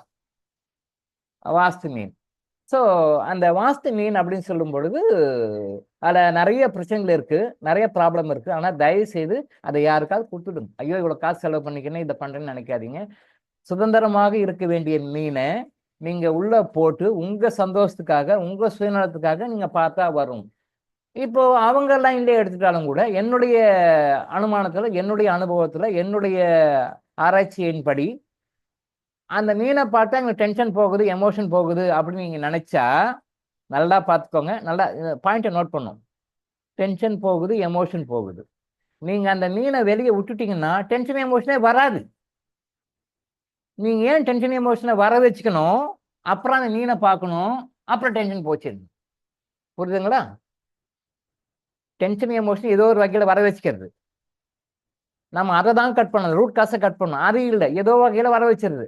அப்புறம் மீனை பார்க்க வேண்டியது. டென்ஷன் போயிடுச்சுன்னு வேண்டியது.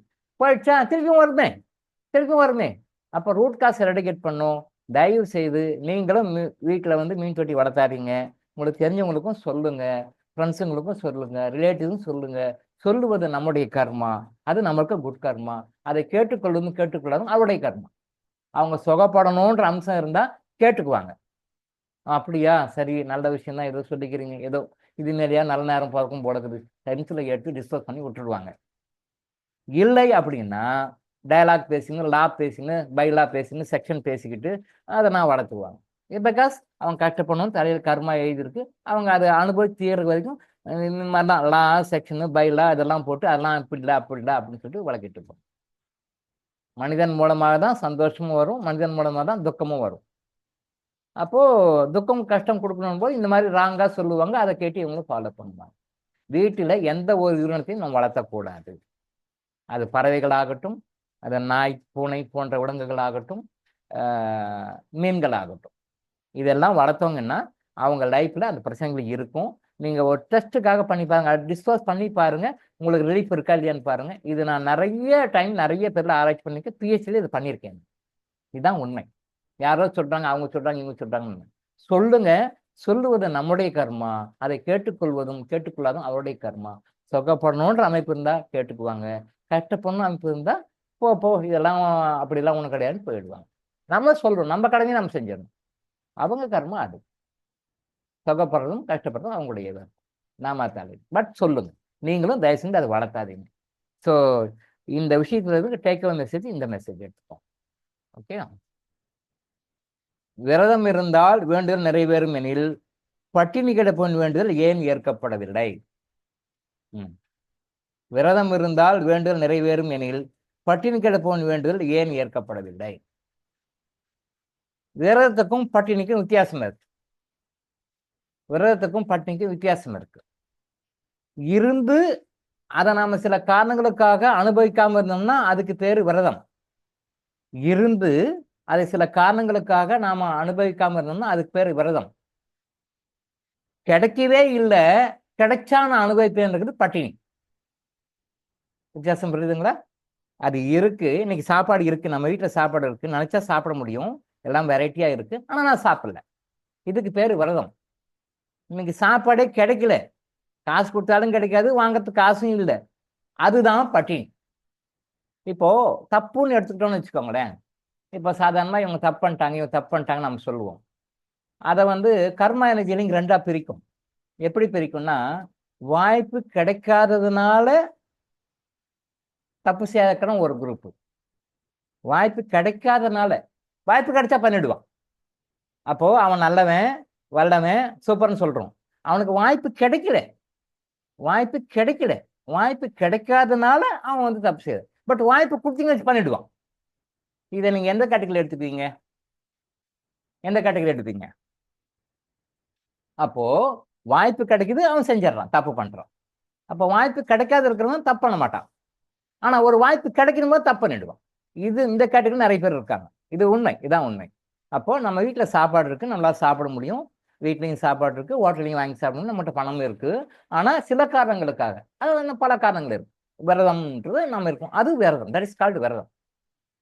பட்டினின்றது வாங்கிறதுக்கு காசு இருக்காது, இல்லை காசு இருந்தாலும் ஹோட்டல் இருக்காது, காசும் ஹோட்டல் இருந்தாலும் சாப்பாடு இருக்காது.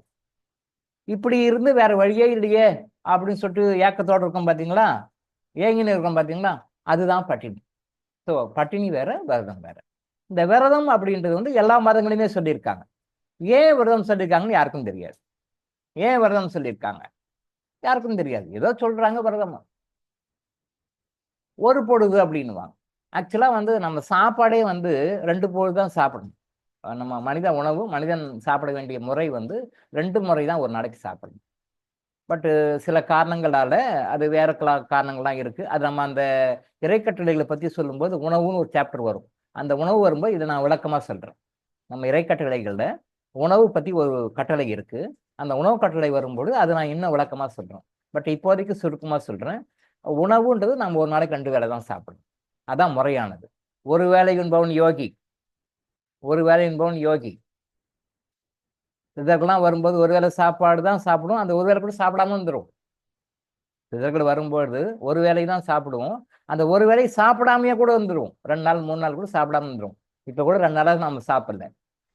அந்த மாதிரி இருக்கோம்னா அது யோகியில் வரும். ஒரு வேளை என்பவன் யோகி, 2 வேளை என்பவன் போகி. யார் போகி? நம்மள மாதிரி ஆர்டினரி பீப்புள், சாதாரண மக்கள், சாதாரண லௌகிக வாழ்க்கையில் சாதாரணமாக இருக்கணும் இல்லையா, அந்த மாதிரி மக்கள் வந்து போகின்னு சொல்லுவாங்க. போகின்னு சொல்லுவாங்க. 2 வேளை என்பவன் போகி. 3 வேளை என்பவன் ரோகி. ரோகின்னா பேஷண்ட்டு, ரோகின்னா பேஷண்ட்டு. 3 வேளை என்பவன் யோகி. அப்போ நம்ம சாதாரண 3 வேளை சாப்பிட்றோம். 3 வேளை சாப்பிட்றவனே ரோகி அப்படின்னா 3 வேளைக்கு மேலே சாப்பிட்றவங்க என்ன பாருங்க. 4 வேளை 5 வேளை சாப்பிட்றவங்களாம் இருக்காங்க. 4 வேளை 5 வேளை சாப்பிட்றவங்களா இருக்காங்க. அப்போ அது என்ன? ரோகி ஸ்கொயர், ரோகி கியூப். ரோகி ஸ்கொயர், ரோகி கியூப். இன்னும் மேலே பவர் போட்டுக்கலாம். பவர் 4, பவர் 5, பவர் 10, பவர் 100 அப்படி போட்டே போகலாம். அது இன்னும் ரொம்ப கொடுமை. டயபெட்டிக் பேஷண்ட்ஸ்க்கு டாக்டர்ஸ் ப்ரிஸ்கிரைப் பண்ணுவாங்க பாருங்க. நீங்கள் வந்து பசி எடுக்குதுன்னுவாங்க. பிகாஸ் இன்சுலின் டெஃபிஷியன்சி, என்ன கொடுத்தாலும் அது அக்செப்ட் பண்ணிக்காது. இன்சுலின் ரெசிஸ்டன்ஸும் இருக்கும், சில பேருக்கு இன்சுலின் டெஃபிஷியன்சி இருக்கும். டெஃபிஷியன்சி இருந்தாலும் சரி, ரெசிஸ்டன்ஸ் இருந்தாலும் சரி, அவங்க நிறைய பசிக்கும். அப்போ பசிக்கும் போது என்ன பண்ணணும்? அந்த மெட்டபாலிசத்தை கரெக்ட் பண்ணி அந்த 3 மணி நேரம் 4 மணி நேரத்துக்கு ஒரு தடவை பசிக்கிற மாதிரி அந்த பசியை தான் குறைச்சி கரெக்ட் பண்ண மொழிய. பட் டாக்டர் ஸ்ட்ராங்காக அட்வைஸ் பண்ணாங்க, அப்போ பசிக்கும் போதெல்லாம் சாப்பிடுங்க, 2 hours ஒன்று சாப்பிடுங்க, 2 hours ஒன்று சாப்பிடுங்க, 2 hours ஒன்று சாப்பிடுங்க சொல்கிறாங்க. அதையும் நம்ம படித்த பேஷண்ட்ஸே அது மாதிரி பண்ணிட்டு இருக்காங்க. நான் சொல்கிறது படிக்காதவங்க ஏதோ டாக்டர் சொல்கிறாருன்னு கேட்டுக்கணும், ரைட், ஓகே. படித்தவங்களும் அதான் பண்ணுறாங்க. 2 hours ஒன்று சாப்பிட்டா என்ன ஆகும்? நல்லா நேச்சுரல் சிஸ்டம் புரிஞ்சுக்கோங்க. நீங்கள் ஒரு உணவு சாப்பிட்டீங்க அப்படின்னா அது டைஜஷன் ஆகிறதுக்கு குறைந்தபட்சம் 3.5 மணி நேரம் ஆகும்.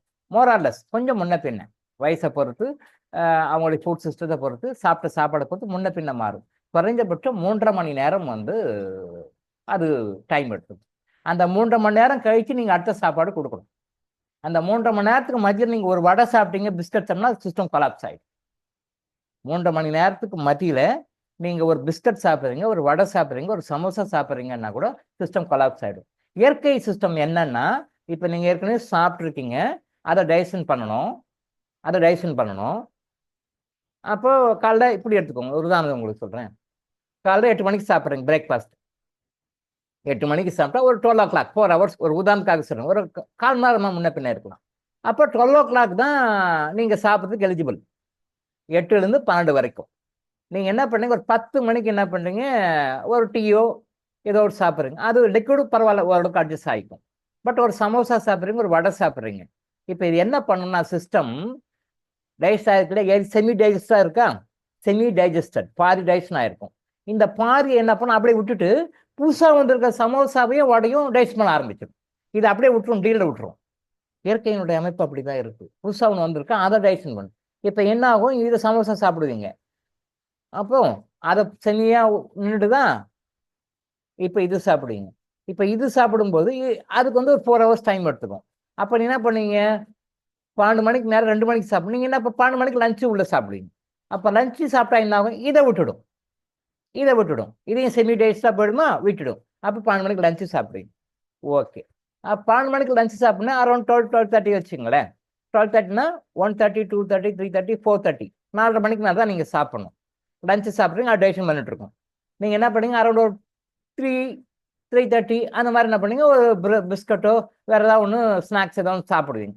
பிஸ்கட்டோ கேக்கு இந்த மாதிரி ஏதாவது சாப்பிடுவீங்க. இப்போ என்ன பண்ணும், நேச்சுரல் சிஸ்டம், டைஜஸ்டிவ் சிஸ்டம் என்ன பண்ணும், இப்போ புதுசாக வந்துருக்கு இல்லையா, இதை விட்டு நீங்கள் ஏற்கனவே லஞ்ச் சாப்பிட்டீங்களா, அதை டீலில் விட்டுரும், அது விட்டுடும். இப்போ இது இருக்கும், இப்போ இதை டைஜஷன் பண்ணும். இப்போ இதை டைஜஸ்ட் பண்ணால் இருந்து 4 hours டைம் ஆகும். அந்த 4 hours டைமுக்குள்ள என்ன பண்ணுங்க, நைட் போய் டின்னர் சாப்பிடுங்க, ஒரு 8 மணிக்கு சாப்பிடுங்க. இப்போ என்ன ஆகும், எல்லாமே செமி டைஜஸ்டாக போகுது இல்லையா. இந்த செமி டைஜஸ்டாக போகிறது தான் பின்னாடி கொஞ்சம் கொஞ்சமாக ஸ்லோ டாக்ஸினாக, ஸ்லோ பாய்சனாக மாறி உங்கள் உடம்புல இன்ட்ரெஸ்டிங்கில் நிறைய ப்ராப்ளத்தை கிரியேட் பண்ணும். இந்த ப்ராப்ளத்தை கிரியேட் பண்ணி இது வேற நோய்களாக வரும். இந்த வேற நோய்களாக காரணம் இதுதான் உங்களுக்கு தெரியாது. இதைத்தான் திருவள்ளுவர் கரெக்டா அந்த திருக்குறள்ல அழகா சொல்லியிருக்காரு. சாப்பிட்ட சாப்பாடு ஜீரணமா இருப்பதற்கு சாப்பிடுங்க அப்படின்னு. இந்த 7 வார்த்தைகளுக்கு அவருக்கு நோபல் பிரைஸ் கொடுத்துருக்கோம். அவர் எழுதின ஒருவருக்குள்ளுக்கும் ஒரு நோபல் பிரைஸ் கொடுத்துருக்கோம். நம்ம தமிழ் நூல்கள்ல இலக்கியங்கள் இருக்கிற பாடல்களுக்கும் செய்யுள்களுக்கும் திருக்குறள்களுக்கும் இந்த மாதிரி நிறைய விஷயங்களுக்கும் ஒன்னொன்றுக்கு எடுத்தா நோபல் பரிசு காலி ஆயிடும். அவ்வளவு நோபல் பரிசு கொடுக்கணும், அவ்வளவு மேட்ரு. யாரும் ஃபாலோ பண்றது, இதை விட்டுட்டு கோடிக்கணக்கில் லட்சக்கணக்கில் செலவு பண்ணிட்டு ஃபாரின் போய் ஹாஸ்பிட்டல் போய் தங்கி ட்ரீட்மெண்ட் எடுத்துப்பாங்க. அந்த உணவு சாப்பிட்டா இதை பற்றி இன்னும் டீட்டெயிலாக சொல்லி, ஒரு சாப்பாடு டைஜஷன் ஆகிறதுக்கு முன்னாடி இன்னொரு சாப்பாடு போகும், 3.5 hours வரும். இந்த டைம் கொஞ்சம் முன்ன பின்ன மாறும். நம்மளுடைய ஜீரண சக்தியை பொறுத்து, நம்ம சாப்பிட்ற சாப்பாட்டை பொறுத்து, நம்ம சாப்பிட்ற டைமை பொறுத்து, அது பல கிரிட்டேரியா இருக்குது, அது பொறுத்து மாறும். ஆனால் தயவு செய்து அந்த 3 வேளை பரவாயில்ல, ஓகே, அதை கூட அக்செப்ட் பண்ணிக்கலாம். இன்னைக்கு இருக்கிற சூழ்நிலையில சாப்பாட்டில் சத்து கிடையாது. நீங்கள் நல்ல நியூட்ரிஷனாக சாப்பிட்டீங்க, 2 வேளை சாப்பிட்டாலே போதும். நியூட்ரிஷனாக சாப்பிட்டீங்கன்னா 2 வேளை சாப்பிட்டாலே போதும், எனர்ஜெட்டிக்காக இருப்பீங்க. அந்த சத்து இல்லாத சக்கையை நம்ம சாப்பிட்றதுனால தான் 3 வேளை சாப்பிட்டு வீக்காக இருக்கும். டீ சாப்பிடலாமா, ஒரு ட்ரிங்க்ஸ் சாப்பிடலாமா, இது சாப்பிடலாமா, அது சாப்பிடலாமா, அது எதை காட்டுகிறது, உங்கள் உடம்புல எனர்ஜி பத்தலைன்னு காட்டுது. நல்ல நியூட்ரியண்ட்டாக அதை நம்ம அடுத்த அந்த உணவுகளில் நம்ம அது நிறைய டிப்ஸ் கொடுப்போம், அதெல்லாம் ஃபாலோ பண்ண சொல்லுவோம். கர்மாந்திரியின் பீப்புள் அவ்வளோ சீக்கிரம் நம்ம விட்டுற மாட்டோம், நிறைய டிப்ஸ் சொல்லுவோம். அதெல்லாம் ஃபாலோ பண்ணால் you are very very lucky, you will be always happy, இந்த பீரியட் எல்லா வகையிலும் ஹாப்பியாக இருப்பீங்க. ஹாஸ்பிட்டலுக்கு ஒரு நாளும் போக தேவையில்லை. ஹாஸ்பிட்டல் போய் பெட்டில் ஒரு நாளும் படுக்க வேண்டாம், ஒரு நாளும் ஐசியூக்கு போக வேண்டாம், ஒரு நாளும் ஐசியூ போக வேண்டாம். நம்ம டார்கெட்டே ஃபர்ஸ்ட் டார்கெட் முதல்ல ஆஸ்பத்திரிக்கு போகக்கூடாது தான். கர்மாந்திரியனுடைய முதல் இது அதான். கரெக்டாக ஃபாலோ பண்ண வந்துருக்குங்க. ஸோ அந்த இடைவேளை சாப்பாட்டை கரெக்டாக மெயின்டைன் பண்ணாமல் விட்டுறோம், அதனால சஃபர் ஆகிறோம். முறையான சத்தான நியூட்ரிஷனான சாப்பாடு நம்ம சாப்பிட்றதில்ல, அதனால 3 வேளை சாப்பிட்றோம். 3 வேளையே தப்பு. அப்போ 4 வேளை 5 வேளை சாப்பிட்ற கறி என்ன? இந்த மாதிரி சாப்பிட்றவங்க டயபெட்டிக் பேஷண்ட் அதோ கதி தான். நீங்கள் வேணாலும் பாருங்கள், உங்கள் ஃபேமிலியில் பாருங்க, சரௌண்டிங்கில் இருக்கிறவங்க பாருங்க, எல்லா சரும் அதோ கதி தான். 4 வேளை சாப்பிட்டாங்க, முடிஞ்சு போச்சு கதை. அவங்க அது வெளியே வரவே முடியாது. அப்படியே வாழ்ந்து, அப்படியே இருந்து, அப்படியே தான் இறப்பாங்க. பேஷண்ட்டாக இருந்து, பேஷண்ட்டாகவே வாழ்ந்து, பேஷண்ட்டாகவே தான் இறப்பாங்க. ஆரோக்கியமாக அவங்க இருக்க மாட்டாங்க, ஆரோக்கியத்தை அடையவே முடியாது, மரணத்தின் வரைக்கும் சஃபரிங் தான் இருப்பாங்க. ஸோ 2 வேளை உணவு இப்போ தவிர்க்க முடியாத சூழ்நிலை, 3 வேளை சாப்பிடலாம், தப்பு இல்லை, சரி ஓகே விட்டுருக்கேன். ஏன்னா இப்போ இருக்கிற சக்கை சாப்பாடு, சத்தற்ற சாப்பாடு சாப்பிட்னாலும் சாப்பிட்றோம், ஓகே, அதுக்கு மேலே சாப்பிடக்கூடாது. இப்போ இந்த விரதம்ன்ற இருக்கிற காரணம் நம்மளுடைய நுண்ணுடலை சரி பண்ணி அந்த பாஸ்மிக் எனர்ஜியை அதை ரிசீவ் பண்ணி உள்ள ஸ்டோர் பண்ணி வைக்கிறதுக்காக தான் விரதம்னு சொல்லி பண்ணுறாங்க. அதனால தான் விரதம். இந்த விரதத்தை பற்றி நம்ம நிறைய சொல்லுவோம். ஒரு விரதத்துக்கு ஒரு பலன் இருக்கு, ஒரு விரதத்துக்கும் ஒரு பலன் இருக்கு. நிறைய நம்ம இந்து மதத்தில் ஆகும்னா விரதம் தான் இல்லையா. அந்த ஒரு திதிக்கும் ஒரு நட்சத்திரத்துக்கும் இதில் விரதம் இருக்கணும், இதில் விரதம் இருக்கணும், இதில் விரதம் இருக்கணும், ஒன்னொருத்துக்கும் தனித்தனி பலன்கள் இருக்கு. அதை சாஸ்திரமா சொல்லிட்டு போயிட்டாங்க. முருகனுக்கு இந்த விரதம் இருந்தால் இந்த பலன், விநாயகருக்கு இந்த விரதம் தான் இந்த பலன், லட்சுமிக்கு இந்த விரதம் தான் இந்த பலன், சிவனுக்கு இந்த விரதம் தான் இந்த பலன், அப்படின்னு எல்லா தெய்வங்கள் பேர்லையும் ஒரு விரதம் இந்த பலன் சொல்லி கொடுத்துருக்காங்க. அது எல்லாமே 100% உண்மை. நான் PhD அதெல்லாம் ரீசர்ச் பண்ணியிருக்கேன். 100% எதுவுமே மூட நம்பிக்கையே கிடையாது. சித்தர்கள் சொன்னது மேல இன்னமும் மேல மேல மேல அந்த நம்பிக்கை ஏன் வருதுன்னா, இதெல்லாம் உண்மைன்னு ப்ராக்டிக்கலா நிறைய பார்த்துருக்கேன். சும்மா தியரிட்டிக்கலாலாம் இல்லை, ப்ராக்டிக்கலாக செக் பண்ணி பார்த்துருக்கேன். ஒரு PhD இதை பற்றி நிறைய டைம் ஸ்பெண்ட் பண்ணி நிறைய பண்ணியிருக்கேன். 100% உண்மை. ஒரே ஒரு சின்ன விஷயம் கூட தப்பே கிடையாது. எவ்வளோ அருமையா ஞானத்தை சொல்லிட்டு போயிருக்காங்க. அவங்களாம் ஆர்என்டி டிபார்ட்மெண்ட் வச்சு கோடிக்கணக்கில் பணம் செலவு பண்ணா தெரியல. உட்காந்தாங்க தியானத்துல உட்காந்து அப்படியே வாங்கி வாங்கி சொல்லிட்டு போனாங்க. அவங்க தியானத்தில் கண்டுபிடிச்சு சொன்ன ஒரு ஒரு விஷயத்தையும் ஆர்என்டியில் கோடிக்கணக்கான பணம், ட்ரில்லியன் டாலர், மில்லியன் டாலருக்குலாம் பணம் செலவு பண்ணி ஆமான்னு கன்ஃபார்ம் பண்ணுவாங்க 10 வருஷம் ஆராய்ச்சி பண்ணி. இங்க நம்ம முன்னோர்கள் சித்தர்கள்னா அப்படியே உட்கார்ந்து வாங்கி சொல்லிட்டு போயிட்டாங்க. ஸோ விரதம் அப்படின்றது வந்து உடம்புக்கு நல்லதை கொடுக்கும், மனதை நல்லது கொடுக்கறது. விரதம் வேற, பட்டினி வேற. உண்ணாவிரதம், உண்ணா நோன்பு, உபவாசம் என எப்படி அழைத்தாலும் பட்டினிதான் பிரதானம். ஒருவேளை ஒரு நாள் 6 நாள் பட்டினிக்கு இவ்வளவு மகிமை என்றால், வாழ்நாளில் பல தினங்கள் இன்றைய பலரின் வாழ்க்கை வறுமையால் பட்டினிதான் வாடுகிறார்கள். போரின் போது ஒரு பாட்டில் தண்ணீர் கூட கிடைக்காமல் அழுகிறது மானுடம். முன்னோர்கள் வழிபாட்டில் படையிட சமைக்கும் உணவு தயாரித்து செய்யும் போதே உணவின் சுவாசம் நம்முள் சென்றாலே உபவாசம் முடிந்துவிடும். உண்மைதான். அமாவாசை நாளில் முன்னோரை வழிபட்டு வீட்டில் இருப்பவருடன் நிறைவாக உணவு பகிர்ந்து உண்ணுவதா, உண்ணாவிரதம் பட்டினி இருப்பதா? நல்ல கேள்வி. உண்ணாவிரதம், உண்ணா நோன்பு, உபவாசம் எல்லாம் ஒண்ணுதான். ஏன்னா எப்படி அடைத்தாலும் பட்டினி தான் பிரதானம். இங்கதான் தப்பு பண்றீங்க நீங்க. பட்டினி வேற, உண்ணாவிரதம் வேற. இல்லாம இருக்கிறது பட்டினி, இருந்து சாப்பிடாம இருக்கிறது விரதம். ஒரு நாள் 6 நாள் பட்டினிக்கு இவ்வளவு மகிமை என்றால், வாழ்நாளில் பல தினங்கள் இன்றைய பலரின் வாழ்க்கை வறுமையில் பட்டினியாக தாழ்வார்கள். அவங்க ஏன் பட்டினியால வாடுறாங்க அப்படின்னா, கிளியர் வாய்ஸ்ல போய் பார்த்தீங்கன்னா நீங்க வந்து பதப்பட மாட்டீங்க. ஐயோ பாவம் பட்டினியா இருக்கானே, ஐயோ பாவம் பட்டினியா இருக்கானே அப்படின்னு சொல்லி நம்ம ஃபீல் பண்ணுவோம். உண்மைதான். ஆனா கிளியர் வாய்ஸ்ல போய் பார்த்தா எத்தனை பேருக்கு சாப்பாடு போடாம இவன் பட்டினியா போட்டிருக்கான்றது பார்த்தோம்னா நமக்கு அந்த இது போயிடும். நான் அது பார்க்கும்போது தான் நமக்கு அது புரியுது. நம்ம நினைக்கிறோம் ஐயோ பாவம் பட்டினியா இருக்கானே, பாவம் கஷ்டம் அப்படின்னு நினைக்கிறோம். பட் அவன் லைஃப்ல என்ன பண்ணான்றது பார்த்தோம்னா அது ரொம்ப கொடுமையாக இருக்கிறது. ஒரு 1 இயர் பேக் ஒரு வீடியோ கூட போட்டிருக்கேன். நான் ஒரு வீடியோ கூட போட்டிருக்கேன். ஒரு 1 இயர் பேக்குன்னு நினைக்கிறேன். ஒரு நல்ல ஃபேமஸான ஹோட்டல் வேளச்சேரியில், நான்வெஜ் ஹோட்டல். அந்த ஹோட்டலில் மீந்து போகிற அந்த நான்வெஜ் எல்லாம் எடுத்து வெளியே போடுறாங்க. அதே இது டஸ்ட்பின் இந்த கார்பரேஷன் வச்சுருப்பாங்க பார்த்தீங்கன்னா, நல்லா ஹைட்டாக 1 அடி 2 அடியில் க்ரீன் கலரில் கார்பரேஷன் வச்சுருப்பாங்க. அதில் அந்த மீந்து போன அந்த குப்பையை, அதாவது அது என்ன சாப்பிட்டு மீந்து போனது இருக்கு இல்லையா, அந்த நான்வெஜ் ஹோட்டலில் அதெல்லாம் கொண்டு வந்து இடையெல்லாம் போட்டிருக்காங்க. ஒருத்தர் வந்து அந்த குப்பை அது லாரி டிராஃபிக்கு, பஸ் டிராஃபிக், ஹெவி டிராஃபிக்கு, குப்பை அதில் வந்து வெளியே நின்றுட்டு அது உள்ள அந்த ஒரு இலையா எடுத்து சாப்பிட்டுட்டு இருக்காரு. ஒரு இலையா அவங்களே நல்லா வழிச்சு வாரி கடிச்சு போட்டு எல்லாம் பண்ணி தான் போட்டிருப்பாங்க. அதை எடுத்து சாப்பிட்றாரு. அப்படியே ஒரு 5 நிமிஷம் அப்படியே நின்று பார்த்தேன். அதை என்னதான் நடக்குதுன்னா, அந்த ஒரு இலையா எடுத்து வெளியே போட்டு பொறுக்கி சாப்பிட்றாரு. அப்புறம் தீர்ந்து போச்சு. அப்புறம் அப்படியே வெயிட் பண்ணி நிற்கிறாரு. கிட்டத்தட்ட ஒரு 50 வயசு பக்கம் இருக்கும். பரிதாபமாக இருந்தது. என்னடா இது கொடுமை. நம்ம வந்து ஒரு எச்சன்னு சொல்கிறோம், ஒரு குப்பைன்னு சொல்கிறோம். ஆனால் குப்பையில் கார்பரேஷன்காரன் அடுத்த லாரி கொண்டு அது வாரிக்கு அப்படியே கொண்டு போயிடுவோம். அந்த குப்பையில் இருக்கிற அந்த சாப்பாட்டை எடுத்து அது சாப்பிட்டுட்டு இருக்காரு.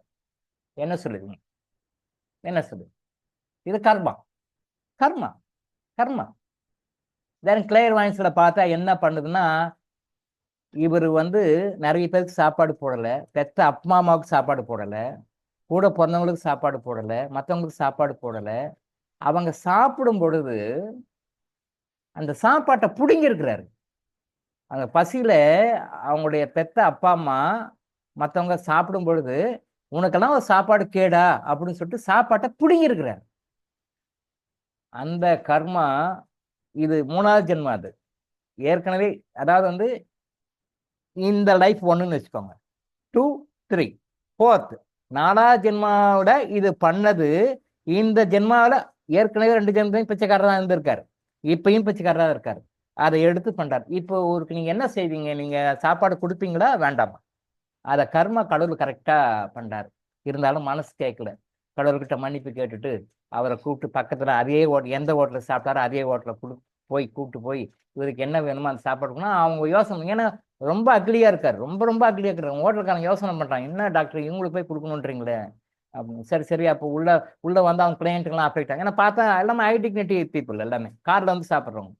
அப்போ நீங்கள் என்ன பண்ணுங்க, சரி என்ன கேட்குறாரு அதெல்லாம் கொடுத்துடுங்க, சாப்பாடு கொடுத்துருங்க, காசு வேணா நான் கொடுத்துறேன் அப்படின்னு சொல்லிட்டு கொடுத்தேன். பட் ஒரு கண்டிஷன், நீங்கள் அது வந்து வெஜ்ஜாக இருக்கிறது தான் கொடுக்கணும், நான்வெஜ் கொடுக்கக்கூடாதுன்னு. இவர்கிட்ட கேட்டால் எனக்கு நான்வெஜ் தான் வேணுன்றாரு. பாருங்க, அப்போ கூட பாருங்க, எனக்கு அந்த நான்வெஜ் தான் ஐயா வேணும்னு கேட்குறாரு இவர். நான்வெஜ் எல்லாம் வாங்கி தர மாட்டேன், வெஜ்ஜு சாப்பிட்னா வாங்கி கொடுக்குறேன், நான்வெஜ் எல்லாம் வாங்கி தர மாட்டேன். சரி வேணா வாங்கி கொடுங்க. அப்புறம் அதுக்கு பிறகு 700 ஏதோ சொன்னாங்க, அந்த எல்லாம் போயிட்டு வெரைட்டி ஒரு 2 வேலைக்கு ஆகிற மாதிரி பண்ணி கொடுங்க அப்படின்னு சொல்லிட்டு அந்த வெஜ்ஜு ஏதோ என்னமோ பேர் சொன்னாங்க, அது எனக்கு அவ்வளோவா தெரியல. அதாவது அந்த நான்வெஜ் எல்லாம் இல்லாத மாதிரி கொடுப்பாங்களாம் ஏதோ பேர். நான்வெஜ் எல்லாம் இல்லாமல் அதெல்லாம் டோட்டலாக பீஸ் எல்லாம் எடுத்துட்டு வேற வழி இல்லை சார் அப்படின்னு சொல்லிட்டு வெஜ் குஸ்கா, எஸ் குஸ்கா, குஸ்கா குஸ்கா அப்புறம் வேற ஏதோ ஐட்டம்ஸ் எல்லாம் இருந்தாங்க. டோட்டலி வெஜ்ஜாக வாங்கி கொடுத்தேன். 700 800 ஏதோ சொன்னார். சரி கொடுத்துட்டு பேமெண்ட் கொடுத்து சாப்பிடுப்பான்ட்டு வந்தேன். அது கூட இறைவன்கிட்ட மன்னிப்பு கேட்டு தான் கொடுத்தேன். மன்னிப்பு கேட்கணும்னா அந்த பாவத்தை குறிப்பிட்ட பாவம் எனக்கு வரும், எனக்கு பனிஷ்மெண்ட் வரும். பார்க்க சைக்கிள கஷ்டமா இருக்கு, இந்த வழிக்கு சாப்பிட்றாரு, இறைவா தப்பு தான், நான் கொடுக்கக்கூடாதான், பாஸ்ட் லைஃப் கர்மால இப்படி இருக்கு, வேற வழியில கொஞ்சம் என்ன மன்னிச்சுக்கோன்னு அவர் கேட்டு அவர் ஓகே சொன்ன பிறகு தான் வாங்கி கொடுத்துவாங்க. இதுலேருந்து என்ன நம்ம தெரிஞ்சுக்கிறோம்னா, பட்னி இருப்பது அவங்க யாருக்கோ செய்த பட்னி போட்டதனுடைய பாவம் தான். நான் பல முறை உங்களுக்கு சொல்லியிருக்கேன், எந்த ஒரு சஃபரிங்ல யார் இருந்தாலும், ஈவன் நாமளே கூட ஏதாவது ஒரு சஃபரிங்ல இருந்தோம் அப்படின்னா அந்த சஃபரிங்கை அப்படியே மல்டிப்ளை பண்ணுங்க, 10 100 மல்டிப்ளை. அதை நம்ம யாருக்கோ பண்ணியிருக்கோம். சிம்பிள், இது ஒன்றும் எங்கேயும் போக வேண்டாம், எந்த தியானமும் பண்ண வேணாம். இது நீங்க எதுவாக இருந்தாலும் அதை அப்படியே 10 100 மல்டிப்ளை பண்ணுங்க. அதே தான் நம்ம யாருக்கோ பண்ணிக்கிறோம். பிறகு என்ன மாறும், போனதுலையோ அதுக்கு முன்னதையோ அது கிளைமேக்ஸில் பார்த்தா தெரியும். பட் டெஃபினட்டாக மாறும். அதை தவிர கடவுள் நம்ம கொடுக்குறதே கிடையாது. கடவுள் வந்து புரோட்டோக்கால் வச்சிருக்காரு, ஒரு சிஸ்டம் வச்சிருக்காரு, இப்படிதான் பண்ணணும் இப்படிதான் பண்ணணும். அதுலேருந்து மாறவே இல்லை. அவர் இன்னைக்கு வரைக்கும் மேலே உலக மாளிகை வரைக்கும் மாற மாட்டார். அதைப்படி அவர் கரெக்டாக பண்றாரு. ஸோ அவங்க பட்னி இருக்காங்கன்னா பட்னியை போட்டிருக்கிறார்கள், பட்னியை வாட வச்சிருக்கிறாங்க, பட்னியை பார்த்து சந்தோஷப்பட்டிருக்காங்க, அதை என்ஜாய் பண்ணியிருக்காங்க, அதை இனி உணருன்னு சொல்லிட்டு இப்போ கொடுக்குறாங்க. இத்தனைக்கும் அவருக்கு 3ஆவது பிறவியில பனிஷ்மெண்ட். இன்னும் பார்த்தா அடுத்தலையும் அவர் அப்படிதான் இருப்பார். ஏன்னா இதையும் அனுபவிச்சு தீர்த்துட்டு அடுத்தலையும் அவர் 5ஆவது பிறவிட அவருக்கு மொத்தமே கிடைக்கும். அடுத்த சாப்பாடு நல்ல பெருமை நல்லா வருவார். இது கிளியர் வாய்ஸ் நான் பார்த்து இது நடந்த விஷயம். அதனால விரதம்ன்றது அது வந்து நீங்க அவங்களுக்காக வந்து நமக்காக நாம செய்யறது. பட்டினின்றதுக்காக நீங்க பரிதாபப்பட வேண்டாம், கொடுக்கலாம், இறைவன்கிட்ட மன்னிப்பு கேட்டு கொடுக்கலாம். பசிக்காக சாப்பாடு கொடுக்கணும், அது ஏதோ அவங்க பண்ணிட்டாங்க ரைட்டு ஓகே. கடவுள்கிட்ட மன்னிப்பு கேட்டுட்டு அவங்களுக்கு சாப்பாடு கொடுங்க, தப்பு கிடையாது. பட் கடவுள்கிட்ட மன்னிப்பு கேட்காம கொடுத்தீங்கன்னா அந்த நெகட்டிவ் கர்மா நமக்கு வரும். நம்மள சாப்பிடா பண்ணி விட்டுரும். உங்ககிட்ட பணம் இருக்கும், நான் அந்த மாதிரி கேட்காம பண்ணி நான் அந்த கஷ்டம் எனக்கு கொடுத்துருக்காங்க, பனிஷ்மெண்ட் கொடுத்துருக்காங்க. நான் சில டைம்ல அந்த மன்னிப்பு கேட்காம இந்த மாதிரி கஷ்டப்படுறாங்களே அப்படின்னு சொல்லிட்டு சாப்பாடு வாங்கி கொடுத்துடுவேன். அது மாதிரி கொடுத்த அனுபவம் எனக்கு சில டைம்ல அது மாதிரி பட்டினியா இருந்திருக்கேன். டைமுக்கு சாப்பிட முடியாது, அந்த டைம் போனா ஹோட்டல்ல சாப்பாடு இருக்காது. நம்மகிட்ட பணம் இருக்கும், நல்லா பார்த்துக்கோங்க, என்கிட்ட பணம் இருக்கு, ஹோட்டலும் இருக்கு, ஹோட்டல்ல சாப்பாடு இல்லை. சரி ஓகே, கார் எடுத்து இன்னொரு ஹோட்டலுக்கு போறோம், அந்த ஹோட்டலையும் சாப்பாடு இல்லை. சரி இந்த ஹோட்டலையும் சாப்பாடு, இந்த ஹோட்டலையும் சாப்பாடு இல்லை, சரி அந்த ஹோட்டலுக்கு போகும் அப்படின்னா அங்கேயும் அவன் அப்பதான் ட்ரம் எல்லாம் கழுத்துங்கிறான், சார் சாப்பாடு இல்லை சார், ஒரு 1/2 hour 1 hour வெயிட் பண்ணணும். ஏன்னா அடுத்த ப்ரோக்ராமுக்கு நான் போகணும், எனக்கு இருக்கிற அந்த டைம் 1 மணி நேரம் தான். ஆனால் நான் போனோம் அந்த டைம் தான், மதியானம் லஞ்ச் டைம் எனக்கு தவறி போச்சு.